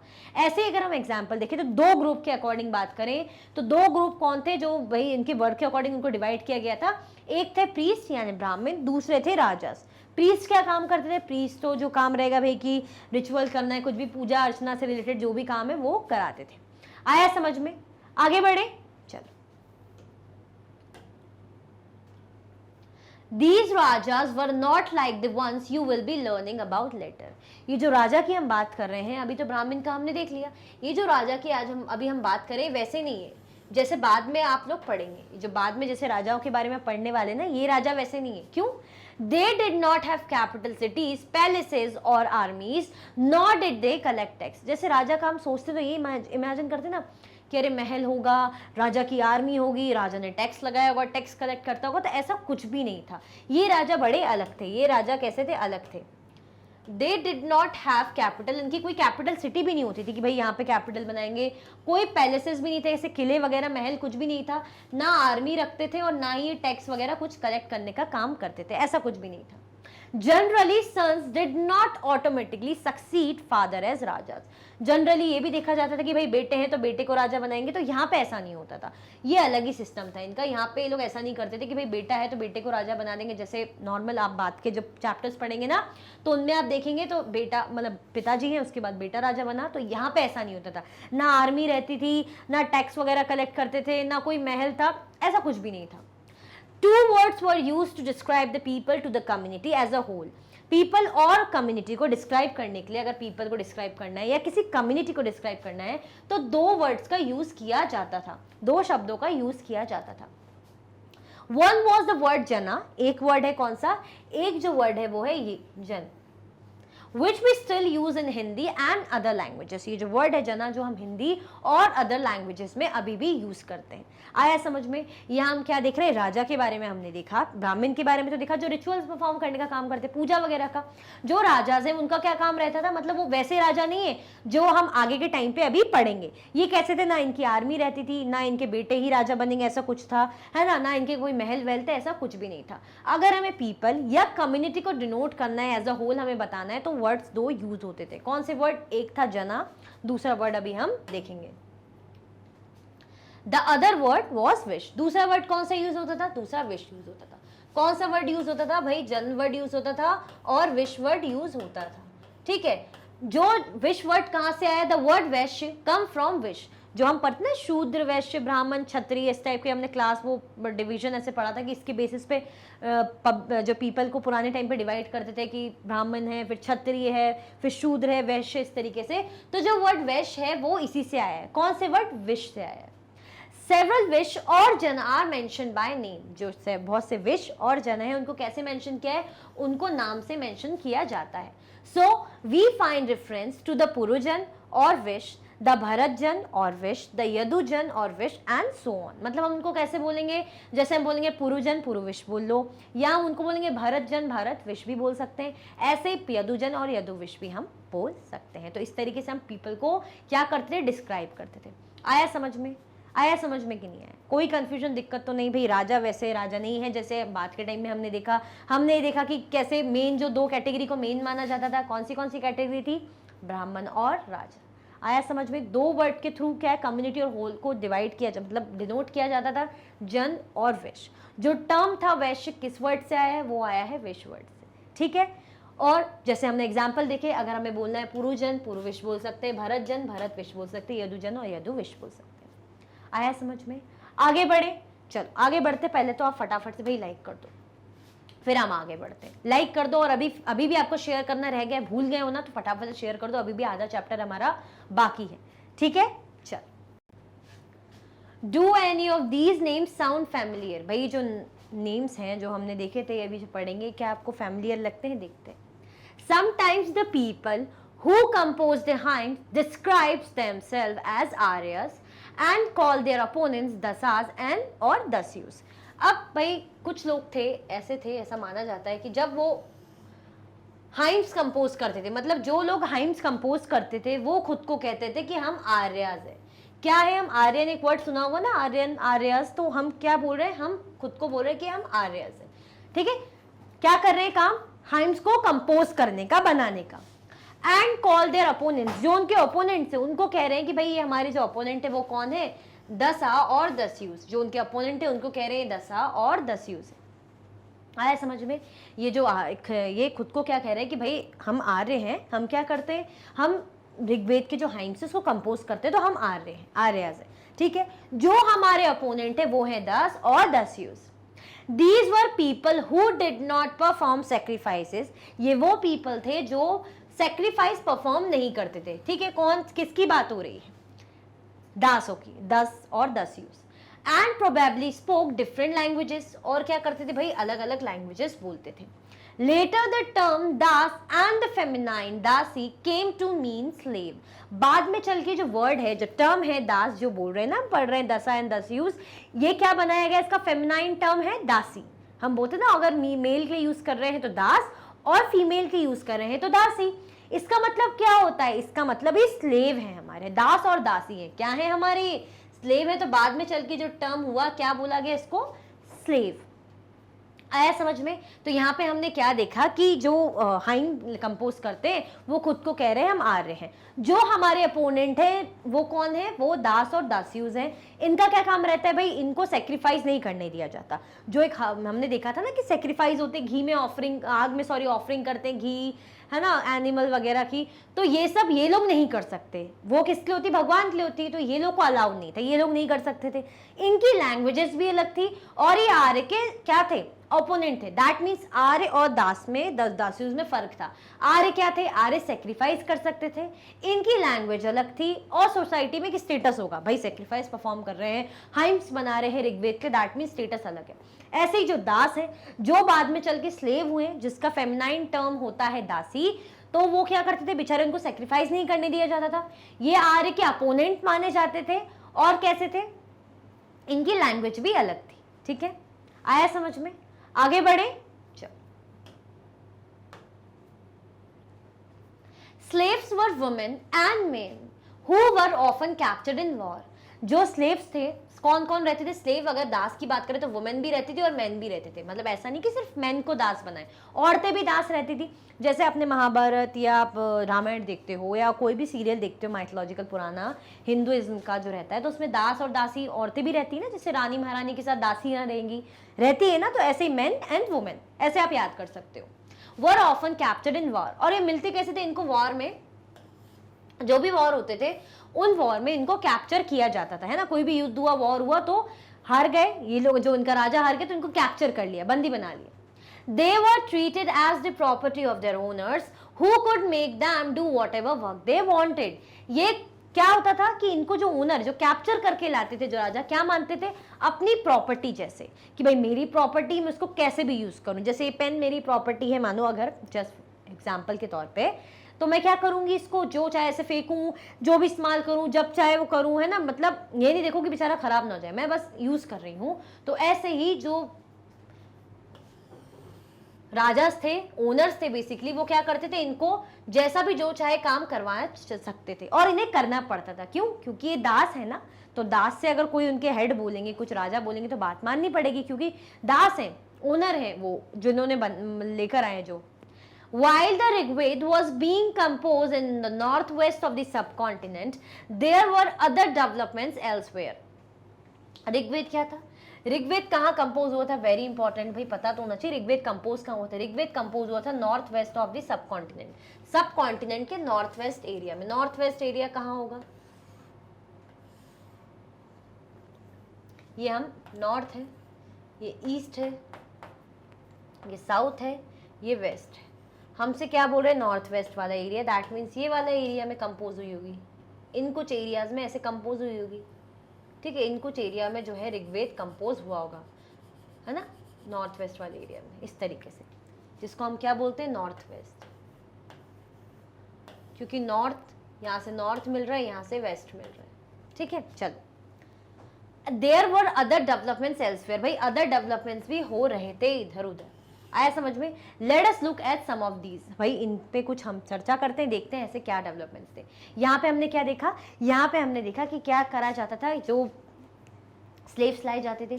स्लेव्स कैसे थे, मेन एंड वुमेन रहते थे। ठीक है, स्लेव्स और स्लेव से कुछ भी चाहे काम जो है मालिक, ओनर करवा सकता था। आया समझ में? ऋग्वेद कंपोज कहाँ हुआ था, नॉर्थ वेस्ट वाले एरिया में, सब कॉन्टिनेंट के। आगे बढ़े, चलो। These stone boulders are known as megaliths। अब जो हम एल्सवेयर चीजों को देख रहे थे, तो हमसे क्या बोल रहे हैं, अब हमारा जो टॉपिक रहेगा साइलेंट सेंटिनल, साइलेंट सेंटिनल्स हम पढ़ेंगे topic, the story of the megalith. ठीक है, मेगालिथ यानी जो बड़े बड़े पत्थर होते हैं उनको क्या बोलते हैं, मेगालिथ बोलते हैं। तो इसको हम पढ़ने वाले हैं, साइलेंट सेंटिनल। साइलेंट सेंटिनल्स का मतलब होता है खामोश प्रहरी, पहरेदार ऐसा जो खामोश रहे, चुप रहे। These stone boulders are known as megalith, literally big stones। ये stone boulders को क्या कहा जाता है, ये stone boulders को कहा जाता है भाई मेगालिथ। मेगालिथ मतलब होता है लिटरली बिग स्टोन, अच्छे बड़े बड़े पत्थर। These were carefully arranged by people and were used to mark burial site। इनको कैसे यूज किया जाता था, बरियल साइट को मार्क करने के लिए। भाई जब बड़े बड़े पत्थर को यूज करा जा रहा है, अरेंज कर रहे हैं, कौन लोग अरेंज कर रहे हैं, तो क्यों अरेंज कर रहे हैं, ये बताने के लिए कि हाँ यहाँ पे किसी को दफनाया गया है। कैसे स्टोन्स यूज कर रहे हैं? बड़े बड़े स्टोन्स, मेगालिथ जिन्हें कहते हैं। क्यों यूज कर रहे हैं? कौन यूज कर रहा है? पीपल यूज कर रहे हैं, लोग यूज करते थे, ये डिनोट करने के लिए, ये मार्क करने के लिए भाई यहाँ पे किसी को दफनाया गया है, बरियल साइट है। आया समझ में? The practice of erecting megaliths began about 3000 years ago and was prevalent throughout the Deccan, South India, in the Northeast and Kashmir. ये जो प्रैक्टिस है कि मेगालिथ वगैरह भाई बनाना चाहिए, ऐसे मतलब बड़े बड़े पत्थरों को ऐसे करो, ऐसे इस तरीके की, ये 3000 ईयर्स अगो स्टार्ट हुई थी। मतलब ऐसे बरियल्स को ऐसे बताने के लिए कि भाई यहाँ पे बरी करा गया है। तो ये कब स्टार्ट हुआ था? 3000 years ago. And was prevalent, ये प्रिविलेंट कब हुआ? प्रचलित कब हुआ? एंड वॉज प्रिविलेंट, कहाँ का मतलब प्रचलित हुआ ये? And was prevalent through out the Deccan, मतलब डेकन के एरिया में प्रिविलेंट हुआ, साउथ इंडिया में और नॉर्थ ईस्ट एंड कश्मीर में ये क्या हुआ? काफी प्रिविलेंट हुआ है ना, चर्चा में चला। आया समझ में? आया समझ में कि नहीं आया? मतलब ये बता रहे हैं कि जो ऐसे रखना, मतलब कैसे रखते थे? जैसे ये है ना, ये बॉडी इस तरीके से बॉडी, तो आसपास ऐसे बड़े बड़े बोल्डर्स, स्टोन बोल्डर, ऐसे बड़े बड़े पत्थर रख देते थे, ताकि जैसे कोई ऐसे घूमते फिरते आए, ऐसे ऐसे चिंटू बंटी से घूमते फिरते आ रहे, ला ला ला ला ऐसे करते हुए आ रहे कि चल चिंटू हम पिकनिक मनाएंगे, यहाँ पे खेलेंगे, क्रिकेट खेलेंगे।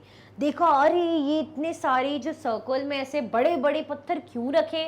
तो किसी से जब चिंटू और बंटी ने पूछा तो बताया उसने कि नहीं नहीं यहाँ मत खेलना, यहाँ पे किसी को दफनाया गया है, किसी की डेड बॉडी। तो ऐसे पता चल जाता था बेसिकली, ठीक है, कि किसी की ग्रेव है इस एरिया में किसी की ग्रेव है, तो यहाँ पे ऐसे लगा दिया ताकि कोई आसपास ना आए, है ना, कुछ भी खो देना या कुछ भी ना करे, पता चल जाए कि किसी की डेड बॉडी है। रिलेटिव्स के भी इजी हो जाता है कि अगर वो आए कभी भी उनको विजिट करना हो तो पता चले कि यहाँ पे बॉडी। आया समझ में? कब हुआ था? 3000 ईयर्स अगो स्टार्ट हुआ था। और कहाँ पे प्रचलित हुआ था? ये Deccan, south India, north east और कश्मीर में। आगे बढ़े, चलो। Some important megalithic sites are shown on map 2. कुछ इंपॉर्टेंट मेगालिथिक साइट हमें मैप 2 में मिली है। मैप 2 क्या है भाई? 12 पे जो आपके पेज 12 का मैप 2 है, ठीक है। देखिए जो मैं ही लेकर आ गई हूँ, कौन सी साइट बोली है हमसे? मेगालिथिक साइट पता करने को बोली है। तो मेगालिथिक साइट कौन सी है?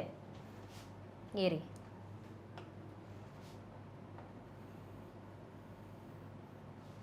ये हमारी मेगालिथिक साइट है। अब ग्रीन ग्रीन है, यानी कहाँ मिलेगी हमें? ये मिलेगी ब्रह्मगिरी, दूसरी हमें मिल रही है आदिचनालोर, ठीक है। ये दो हमारी क्या है? ये हमारी मेगालिथिक साइट्स, ओके। ये मैप में देखने को बोला है।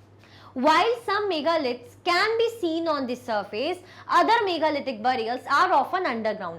अगर हम बात करें कि कुछ बरियल ऐसे दिखते थे, मतलब जिनके हमें साइट पता चल जाती है कि भाई कुछ अंडरग्राउंड है, कि भाई जमीन के अंदर है, तो कुछ हमें जिनके बारे में ऊपर पता चल जाता है कि भाई यही सरफेस में, कुछ हमें सरफेस में ही दिख जाते थे, ठीक है। भैया सरफेस में देख के पता चल जाता था कि भाई हाँ यहाँ पे बरियल है, और कुछ अंडरग्राउंड रहते थे। आया समझ में? तो कुछ सरफेस में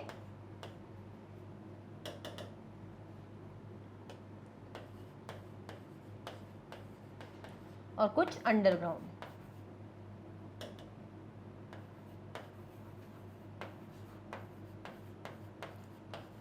आया समझ में? कोई कंफ्यूजन, दिक्कत तो नहीं? कोई सरफेस में रहते थे, कोई अंडरग्राउंड मिलते थे, ठीक है। ये लिखा है ना कि while some megalith can be seen in on the surface, surface में दिखा जाता था, other megalithic burials are often underground, ठीक है। आगे बढ़े, चल। Sometimes archaeologists find a circle of stone boulders or a single large stone standing on the ground. These are the only indications that there are burials beneath. जैसे कि मैंने अभी बनाया था ना कि इस तरीके से ऐसे बना हुआ है, ये आसपास ऐसे ऐसे पत्थर ऐसे लगे हुए बिछे हुए, तो पता चल रहा है कि भाई किसी की डेड बॉडी है। क्या पता चल रहा है? कि किसी की डेड बॉडी है। तो कुछ इस तरीके से होते थे और कुछ इस तरीके से बनाए जाते होंगे। जैसे यहाँ डेड बॉडी ऐसे है और ऐसे पत्थर ऐसे लगा देते होंगे बड़ा सा, इस तरीके से ऐसे, ठीक है, कि भाई यहाँ पे बॉडी है, पता चल जाए।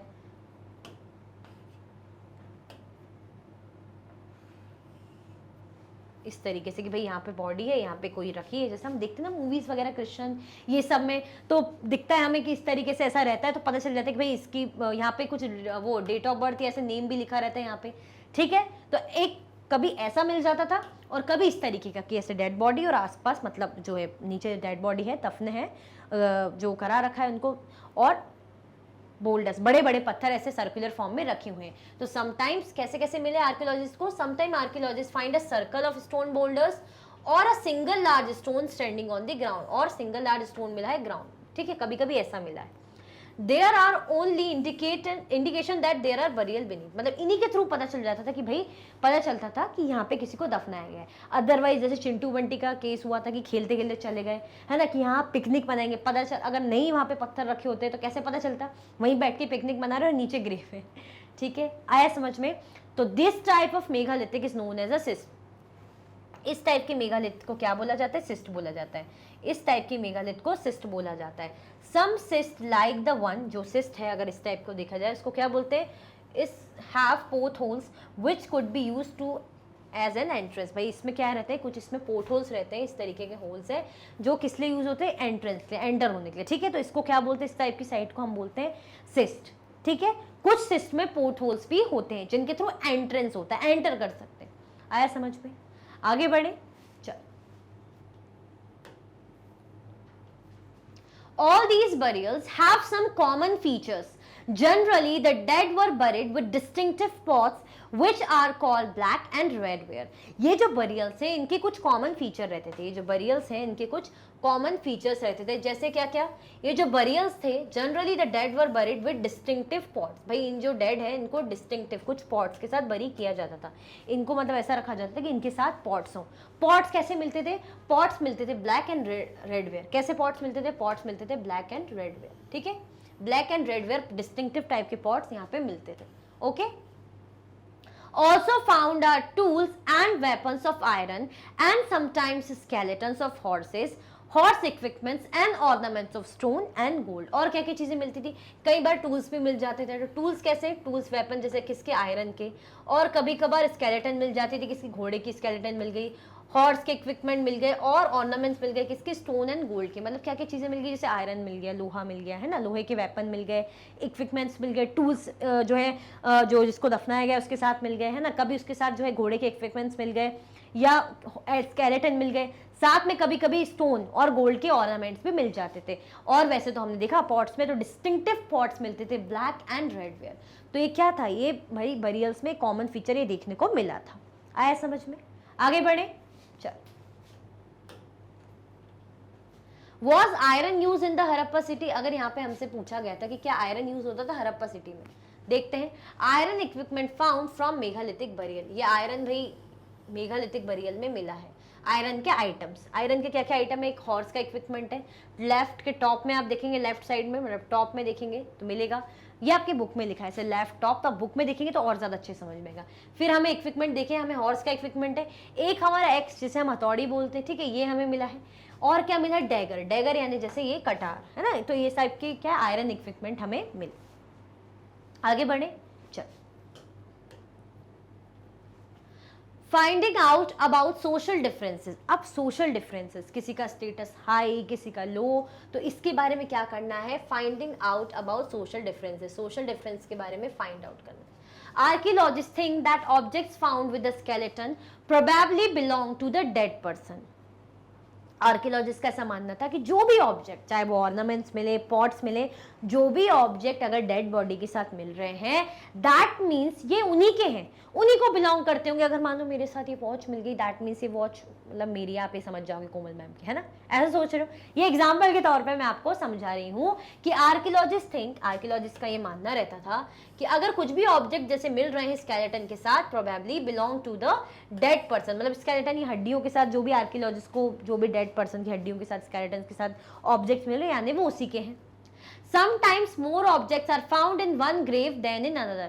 कई बार तो क्या होता था, एक से ज्यादा ऑब्जेक्ट मिलते थे, जैसे किसी ग्रेव में 2-4 ऑब्जेक्ट्स हैं तो किसी ग्रेव में 2-3 होंगे, किसी ग्रेव में 5-6 होंगे तो किसी में 1-2 होंगे। तो इस तरीके से, मतलब ऐसा नहीं कि इक्वली इसमें भी 4, इसमें भी 4, इसमें भी 4, नहीं, किसी में ज्यादा भी हो सकता है, किसी ग्रेव में कम भी हो सकता है, तो ऐसे मिलते थे, ठीक है।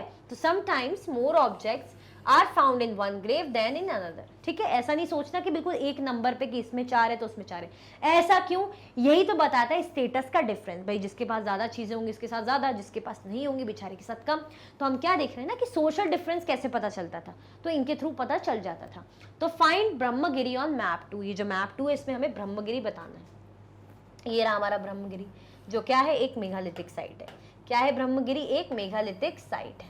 ठीक है, दिख गया ब्रह्मगिरी? चलो देखते हैं। Here one skeleton was buried with 33 gold beads, 2 stone beads, 4 copper bangles and 1 conch shell. अब क्या था, अगर यहाँ पे एक बरियल कैसे मिली थी जहाँ पे स्केलेटन कैसा था, जिसमें जिसके 33 गोल्ड बीड्स थी, मतलब 33 गोल्ड बीड्स यानी मनके के दाने बोलते ना, 2 स्टोन बीड्स थी, 4 कॉपर बैंगल्स मिले एंड 1 कॉन्च शेल मिले। क्या मिले? एक कॉन्च शेल मिला। मतलब आप समझ रहे कि काफी सारी चीजें इस एक बरियल के साथ मिली। ठीक है भाई। Other skeleton have only a few pot, और जो दूसरा स्केलेटन था उसके साथ क्या मिला? उसके साथ सिर्फ मिले कुछ पॉट्स मिले, पॉट्स रखे हुए थे। अब एक में देखो आप कितना सारा और दूसरे में देखो सिर्फ पॉट्स, तो इससे क्या दिखा रहा है? डिफरेंस दिखा रहा है। These finds suggest that there was some difference in status among the people who were buried. इससे समझ में आ रहा है कि भाई हाँ, इनके स्टेटस में फर्क है, जिनको दफनाया गया है ना। यही स्टडी हमें क्या दिखा रही है? These finds suggest that there was some difference in status among the people who were buried. मतलब इनके स्टेटस में फर्क था। किसी के पास स्टोन बीड्स हैं, है ना, कॉपर बैंगल्स हैं, ये इतनी सारी चीजें, और यहाँ पे सिर्फ पॉट्स है, तो स्टेटस का डिफरेंस है। Some were rich, other poor, some chiefs, others followers. कैसे कैसे भाई? कोई कोई क्या होगा? कोई चीफ होगा, कोई क्या होगा? कोई अच्छा रिच होगा, कोई पुअर होगा, कोई चीफ होगा और कोई फॉलोअर होगा। तो इसके थ्रू क्या पता चल जाता है? डिफरेंस पता चल जाता था स्टेटस का। कोई रिच है, कोई पुअर है, कोई लीडर है, कोई फॉलोअर है। हमसे पूछा था ना कि क्या इनका सोशल डिफरेंस पता चलता है? हाँ, पता चला, क्योंकि ऑब्जेक्ट के थ्रू पता चला। आर्कियोलॉजिस्ट ये कहते थे कि जो भी स्केलेटन के साथ ऑब्जेक्ट मिल रहे हैं, यानी वो स्केलेटन, जो पर्सन है जिसकी स्केलेटन है, उसको बिलोंग करते हैं। किसी के पास बहुत सारा है तो किसी के पास कम है। एक जैसा नहीं कि 4 इसके पास ऑब्जेक्ट मिलेंगे तो 4 यहाँ भी मिलेंगे। तो अगर अलग अलग दिख रहे हैं, दैट मीन्स स्टेटस में फर्क है। कोई रिच होगा, उसके साथ ज्यादा चीजें होंगी, बैंगल्स ना, गोल्ड वगैरह, ये सब हम देख रहे हैं यहाँ पे गोल्ड बीट्स हैं। और कोई जो नॉर्मल होगा, है ना, नॉर्मल स्टेटस का होगा, उसके साथ सिर्फ पॉट्स मिल रहे हैं। आया समझ में? ये समझ में आया कि नहीं आया सोशल डिफरेंस का? आ गया ना? तो क्या करो, लाइक करो फटाफट से, फिर आगे बढ़ते। ये जो मैंने ग्रीन पेन से लिखा है, ग्रीन कलर से लिखा है ना, ग्रीन बोल रही हूँ मैं भी, देखो ब्लू कलर से लिखा है, तो आपको क्या करना है भाई? ब्लू सा लाइक दबा देना है। आगे बढ़े। मेरे को लगता है कलर ब्लाइंडनेस तो नहीं हो गया? नहीं नहीं, ऐसा नहीं है। मैंने बोला ना बाद में ब्लू, दैट मीन्स मुझे पता चल गया। ठीक है, आगे बढ़ते हैं। Sometimes megaliths contain more than one skeleton. अब पूछ रहे हैं कि क्या were some burial spot meant for certain families? भाई जो burial spots हैं, क्या वो कुछ families के मतलब रहते थे कि भाई हाँ वो ये family के लिए हैं, ऐसा कुछ? देखते हैं। Sometimes megaliths contain more than one skeleton. कई बार जो megaliths थे वो contain करते थे more than one skeleton. कई बार जो मेगालिथिक साइट थी उसमें एक से ज्यादा स्केलेटन मिलते थे। जैसे हम यूजुअली हम क्या देखते हैं कि किसी को, मतलब किसी का ग्रेव है, दफनाया गया है, तो हम क्या देखते हैं? एक स्केलेटन है, यानी एक को दफनाया गया होगा। कई बार बरियल जब ऐसे करा होगा, खुदाई करी होगी, आर्कियोलॉजिस्ट ने देखा होगा, तो एक जगह पे 2-2 स्केलेटन या एक से ज्यादा स्केलेटन्स मिले हैं। These indicate that people, perhaps belonging to the same family, were buried in the same place, though not at the same time. मतलब ये माना गया है कि अगर सेम ग्रेव पे एक से ज्यादा स्केलेटन मिल रहे हैं, दैट मीन्स ये है कि वो पर्सन ना उसी की फैमिली का होगा। जिसकी स्केलेटन पहले दफनाई, मतलब जिसकी डेड बॉडी को पहले दफनाया गया था तो उसकी स्केलेटन हो गई, तो उसके बाद जो दूसरे को दफनाया गया वो उसकी जरूर फैमिली का होगा। ठीक है, तो इसीलिए उसको सेम जगह पे ही दफना दिया गया, बट डिफरेंट टाइम पे। आया समझ में? तो दिस इंडिकेट, ये क्या बता रहा है? This indicate that people perhaps belonging to the same family के लोग होंगे, were buried in the same place पे buried करा गया, though not at the same time, but same time पे नहीं, है ना। इनका जो टाइम था वो कैसा था? वो सेम टाइम पे नहीं था, अलग था। आया समझ में? भाई सेम टाइम पे साथ में थोड़ी दफना देंगे दो लोगों को, अलग अलग। मतलब जैसे सालों पहले किसी की डेड बॉडी स्केलेटन बन गई होगी, उसको दफनाया, तो जब उसकी फैमिली का सालों बाद किसी की डेथ हुई तो उसकी बॉडी को भी वहां दफना दिया गया। ठीक है, आया समझ में? The bodies of those who died later were brought into the grave through the portholes. जिनकी बॉडी की मतलब जो जिनकी डेथ हो जाती तो उनकी बॉडी को कैसे लाई जाती, मतलब डेड बॉडीज को कैसे लाया जाता है? The bodies of those who died later were brought into the grave through the portholes. मतलब पोर्ट होल्स के थ्रू उनकी ग्रेव के अंदर जो है बॉडी को लाया जाता। क्यों? क्योंकि एक बॉडी ऑलरेडी वहाँ पे दफन है, मतलब स्केलेटन हो गया है, मतलब तो दूसरे को कैसे लाएंगे? पोर्ट होल्स के थ्रू, मतलब होल बने रहते हैं ना, होल मतलब गड्ढा, उसके थ्रू लाया जाता था। Stone circles or boulders placed on the surface probably served as signposts to find the burial sites, so that people could return to the same place whenever they wanted to. अब अगर पता करना है, जैसे मैंने बोला चिंटू बंटी घूमते जा रहे हैं कि हम पिकनिक मनाएंगे, चिंटू ऐसे करके वो बात कर रहे हैं, हाँ बंटी, बट पता चला कि यहाँ पे कैसा है, यहाँ पे इस तरीके का बना हुआ है, ऐसे ऐसे पत्थर वगैरह लगे हुए हैं, बड़े बड़े पत्थर पीछे, दैट मीन्स यहाँ पे क्या है? दैट मीन्स यहाँ पे भाई डेड बॉडी है। तो इसीलिए स्टोन सर्कल बनाया जाता था। इसीलिए क्या था? इसीलिए जो स्टोन सर्कल्स और boulders place on the surface, surface पे प्लेस कर दिया जाता था, ऊपर मतलब नीचे बॉडी दफनाई गई है, ऊपर सरफेस पे स्टोन ऐसे गोल गोल ऐसे रख दिए। प्रोबेबली सर्व्ड एक तरीके का मार्क और सिंबल होता था, साइन पोस्ट जैसा, कि भाई हाँ यहाँ पे किसी को दफनाया गया है। इससे क्या फायदा होता था? इससे फायदा होता था कि जब फैमिली मेंबर मान लो किसी को जाना है, देखना है, तो so that people could return to the same place, मतलब पीपल क्या करें भाई? सेम प्लेस पे रिटर्न हो पाए, है ना, सेम प्लेस पे क्या हो पाए? आ पाए, कि जैसे किसी को मिलना है, देखना है कि भाई हाँ यहाँ पे दफनाया गया था हमारे रिलेटिव को, हमारे मेंबर को, तो इस एरिया में था, तो यहाँ पे हम प्रे करके या कुछ भी ऐसे मिलके मतलब देख के चले जाए। आया समझ में? तो ऐसे सरफेस पे पत्थर बिछा दिए जाते थे सर्कुलर फॉर्म में। कोई दिक्कत परेशानी तो नहीं? आगे बढ़े, चल। अ स्पेशल बरियल एट इनाम गांव। अब हम किसका देखेंगे? इनाम गांव का, कि भाई इनाम गांव में स्पेशल बरियल कौन सा, उनके बारे में ये क्या क्या था। इनाम गांव पहले तो पता करो कि इनाम गांव का है। ये रहा इनाम गांव, ये क्या है? ये है इनाम गांव। रेड कलर से देखते हैं। अब यहाँ की क्या खास बात है देखते हैं। It is a site on the river Ghod, a tributary of the Bhima. It was occupied between 3600 and 2700 years ago. ये कहाँ मिलेगा? ये इनाम गांव हमें मिलेगा। It is a site on river Ghod, a tributary of the Bhima, मतलब ये रिवर गोड है ना, उसके आसपास मतलब मिलेगा, उसके आसपास की साइट है, जो किसकी ट्रिब्यूटरी है? भीमा की। कितने एरिया में ऑक्यूपाइड है, मतलब कितने उसमें ऑक्यूपाइड था ईयर पहले? 3600 to 2700 years ago. Here, adults were generally buried in the ground, led out straight within the head towards the north. यहाँ पे कैसे दफनाया जाता था? मतलब ग्राउंड में दफना दिया जाता था अडल्ट को, जो मर जाते थे, उनकी डेथ हो जाती थी, उनको स्ट्रेट करा जाता था, और with the head towards the north, है ना, उनको जो है उनका हेड कैसा रखा जाता था? नॉर्थ साइड में, उनका जो सर रहेगा नॉर्थ डायरेक्शन में रहेगा। Sometimes burials were within the houses. कई बार तो भाई ऐसी बॉडीज, मतलब ऐसा भी पता चला है कि जो बरियल्स हुए हैं, जो दफनाया गया है, वो घरों के अंदर ही दफनाया गया।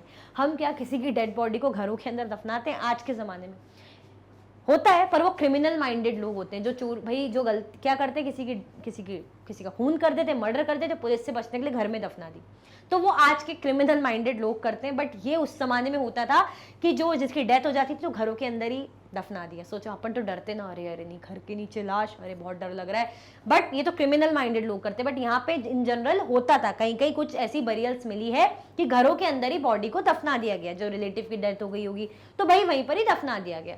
तो sometimes burials were within the houses. Vessels that probably contained food and water were placed with the dead. और जो डेड पर्सन के साथ के पास क्या रख दिया जाता था? जो भी वेसल्स, ऐसे बर्तन जिनमें वाटर और फूड कंटेन किया जाता था, तो उनको जब डेड बॉडी को दफना दिया जाता था उनके पास रख दिया जाता था।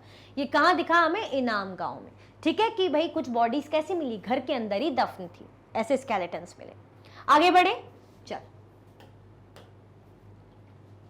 One man was found buried in a large four-leg clay jar in the courtyard of a 5-roomed house, one of the largest houses at the site, in the center of the settlement.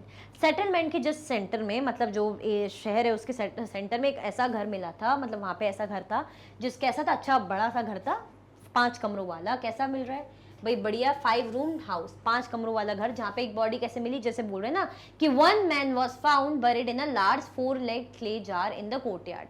मतलब जो courtyard वो area में, घर के अंदर, वहाँ पे बीच में क्या करा? वहाँ पे दफना रखा था बॉडी को। ठीक है, और बॉडी मिली कैसी थी? बॉडी मिली थी क्रॉस लेग पोजीशन में, है ना, ये हमने पढ़ा था चैप्टर में, क्रॉस लेग पोजीशन में मिली थी। This house has a granary, ये हाउस में ग्रेनरी भी थी। ग्रेनरी मतलब जहाँ पे ऐसे अनाज वगैरह ऐसे रखा जाता है ना, बड़ा सा वो चाहिए रहता है, रूम जैसा, तो ग्रीनरी भी थी, ठीक है। और ये बॉडी कैसे मिली थी, क्रॉस लेग, मतलब टेढ़े मेढ़े से पैर हो रखे थे, थोड़ा सा ऐसे हो जाते ना, मोड़ मोड़ा जाते, इस टाइप के ऐसे होंगे, तो ऐसी बॉडी ये मिली थी। कहाँ दफनाई गई थी भाई, घर में ही दफनाई गई थी, ठीक है। क्या पे क्या लिखा है, 4 leg clay jar in the courtyard, 4 leg जो है क्ले जार में, क्ले का जार है उसमें। आया समझ में, आया समझ में कि नहीं आया। बॉडी कैसे मिली थी, क्रॉस लेग पोजीशन में, आड़े टेढ़े ऐसे पैर उसके हो रखे थे, ठीक है। चल, what skeletal studies tell us, भाई जो स्केलेटल स्टडी है ये हमें क्या बताती है। स्केलेटल स्टडी मतलब जो है स्केलेटन बोन्स की, जो स्केलेटन्स की स्टडी है, उनको देख के वो हमें क्या बताती है, उसको स्टडी करके हमें क्या मिलता है। It is easy to make out the skeleton of a child from its size, small size. However, there are no major differences in the bone of a girl and a boy. अगर हम girl और boy को देखें तो उनके structure में, skeleton में ज़्यादा फर्क नहीं मिलेगा, ठीक है। स्मॉल बच्चे के स्ट्रक्चर में ज़्यादा फर्क नहीं मिलेगा कि ये लड़का है लड़की, इतना समझ में नहीं आएगा। But can we make out whether skeleton was of a man और अ वुमेन, बट अगर हमें पता करना हो कि ये स्ट्रक्चर स्केलेटन मिला ये आदमी का है या औरत का, ये कैसे पता चलेगा। तो भाई औरत का मैंने बताया था कि ये वाला एरिया क्या होता है, ब्रॉड होता है। क्यों होता है भाई, वो चाइल्ड को बेयर करते हैं, है ना, बेबी को बेयर करती, तो उनका स्ट्रक्चर जो होता है ब्रॉड होता है, तो वो हिप स्ट्रक्चर की ऐसा ब्रॉड है, तो पता चल जाता था कि ये भाई वुमेन का स्केलेटन है। तो sometimes people decide on the basis of what is found in the skeleton, मतलब कभी कभी जो स्केलेटन में क्या फाउंड होता है उसके अकॉर्डिंग भी बताते थे, ठीक है।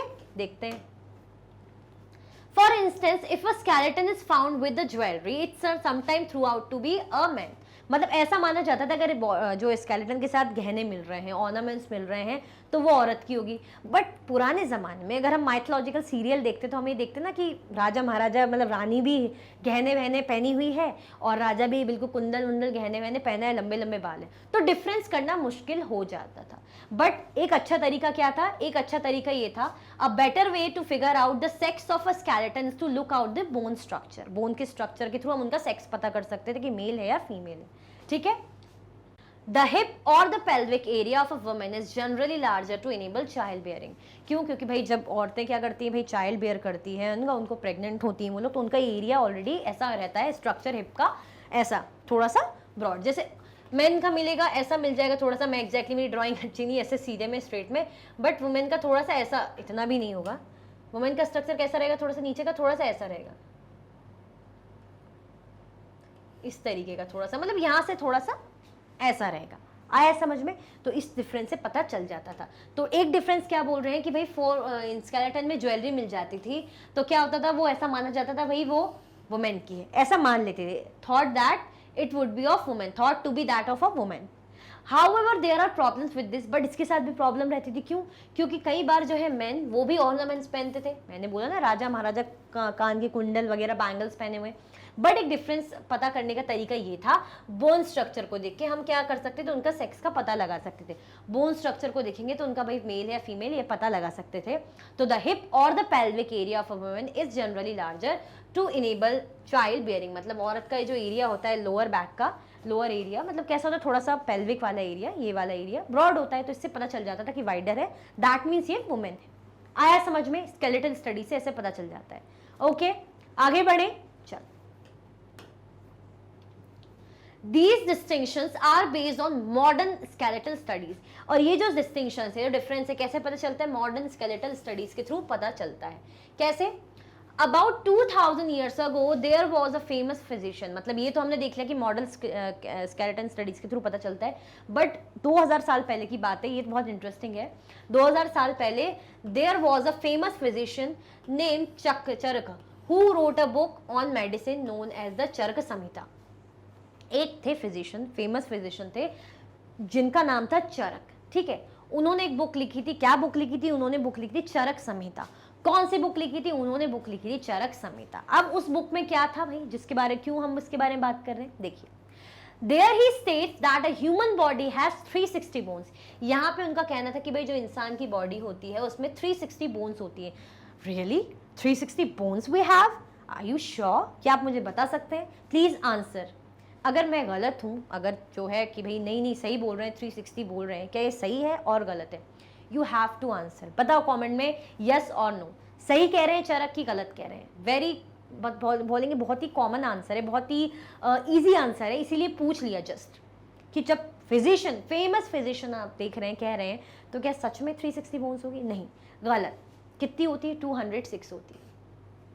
This is a much larger number than the 206 bones that are recognized in modern anatomy. Modern anatomy में तो हमें पता है 206 हड्डियां होती हैं इंसान की बॉडी में, तो ये 360 कहाँ पहुंच गई? ठीक है, ऐसा पर क्यों था? क्यों जब इतने फेमस फिजिशियन थे तो इतनी बड़ी गलती क्यों की भाई? इन्होंने ये करा था कि Charak arrived at this figure by counting the teeth, joints and cartilage. जो चर्क थे उन्होंने टीथ को भी ज्वाइन क्या कर लिया था? काउंट कर दिया, दांतों को भी काउंट कर लिया कि ये भी बोन्स है, कार्टिलेज को भी जो है बोन की तरह काउंट कर लिया, और जॉइंट्स को भी बोन की तरह काउंट कर लिया कि भाई हाँ ये भी बोन्स है। तो इसलिए इनके अकॉर्डिंग इन्होंने कहा कि भाई टोटल 360 बोन्स होती है, जो कि गलत है। किसने कहा था? चरक ने। आया समझ में? कोई कंफ्यूजन, दिक्कत तो नहीं? आगे बढ़े, चल। Archaeologists have found seeds of wheat, barley, rice, pulse, millets, peas and sesame. ये क्या है? ऑक्यूपेशन एट इनाम गांव। भाई इनाम गांव में क्या क्या चीजें हुई, क्या ऑक्यूपेशन चला, मतलब क्या करते थे, खाना पीना कैसे चलता था, क्या खाते पीते थे, ये सब हम देखेंगे। तो हमने देखा कि आर्कियोलॉजिस्ट ने देखा, मतलब हमने क्या देखा, आर्कियोलॉजिस्ट ने देखा कि सीड्स हैं, किसके? वीट के सीड्स मिले, barley, rice, pulse, millets, peas and sesame, इनके सीड्स मिले, इनके बीज मिले। Bones of a number of animals may bearing cut marks that show that they have been used as food have also been found. किस किस के जो है बोन्स मिले? एनिमल के भी बोन्स मिले। किन के बोन्स मिले भाई? एनिमल्स के बोन मिले। तो एनिमल्स के बोन में कैसे थे? कट वगैरह पड़े थे। दैट मीन्स कि उनको पीस में काटा गया होगा और खाने के पर्पज से, for the purpose of food, है ना, फूड पर्पज से उनको यूज किया होगा। ठीक है, तो ये भी मिला, और इतनी सारी हमें ग्रेन्स भी मिली कि बार्ले, राइस, पल्स, मिलेट्स, तो ये सारे इनके सीड्स मिले। दैट मीन्स खाते होंगे, है ना, ये अनाज खाते होंगे और ये एनिमल को भी खाते होंगे। क्यों? क्योंकि उनकी बोन्स में कट मिला। कहाँ की बात हो रही है? इनाम गांव की। आगे बढ़े, चल। These include cattle, buffalo, goat, sheep, dog, horse, ass, pig, sambar, spotted deer, black buck, antelope, hare and mongoose, besides birds, crocodile, turtle, crab and fish. मतलब वो जो एनिमल्स जो हमें जिनकी बोन्स मिली, जिनसे पता चला कि भाई उन्हें एज अ फूड खाते होंगे, तो इतने सारे जो एनिमल्स थे भाई यूज करते होंगे। आया समझ में? जिनके नेम हमें यहाँ दिख रहे हैं, तो इतने सारे एनिमल्स को लिया जाता होगा। ठीक है, आया समझ में? फिर there is evidence that fruits such as bear, Amla, jamun, dates and a variety of berries were collected. अगर हम फ्रूट्स की बात करें तो बड़े खट्टे मीठे मीठे से फ्रूट हमें मिलते हैं। बेर मिले थे, आमला मिले थे, जामुन था, डेट्स था और variety of berries were collected. मतलब ये सारी चीज़ें इनाम गांव में मिली थी। दैट मीन्स खाया पिया जाता होगा इनको। आया समझ में? एनिमल्स हमें पता चले, हमें ग्रेन्स भी मिले, सीड्स भी मिले, और हमें फ्रूट से भी पता चला कि भाई ये सब होता होगा कहाँ? इनाम गाँव में। काफ़ी सारी वेराइटी की चीज़ें, है ना? आया समझ में? कोई कंफ्यूजन, दिक्कत तो नहीं? फटाफट से क्या कर दो? लाइक कर दो। फटाफट से क्या करो भाई? लाइक का बटन दबा दो।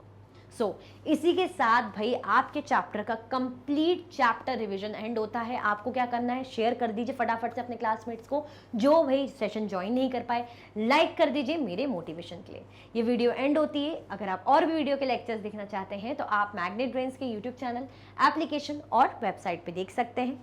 ई नोट्स और ई बुक्स की लिंक आपको डिस्क्रिप्शन बॉक्स में अवेलेबल है। ये हाई क्वालिटी के कोर्सेज हैं, जैसे कि CBSE board, Delhi board, Bihar board, UP board, MP board, Rajasthan board, Vedic maths, crash course, spoken English courses आपको अच्छी क्वालिटी में और 100% फ्री अवेलेबल है। आप हमें अदर प्लेटफॉर्म पर भी फॉलो कर सकते हैं, फेसबुक, इंस्टाग्राम, एक्स, टेलीग्राम और व्हाट्सएप पे। ज़्यादा से ज़्यादा लाइक कीजिए, शेयर कीजिए और चैनल को सब्सक्राइब करना बिल्कुल भी ना भूलें। अपना ख्याल रखें। Thank you so much for watching.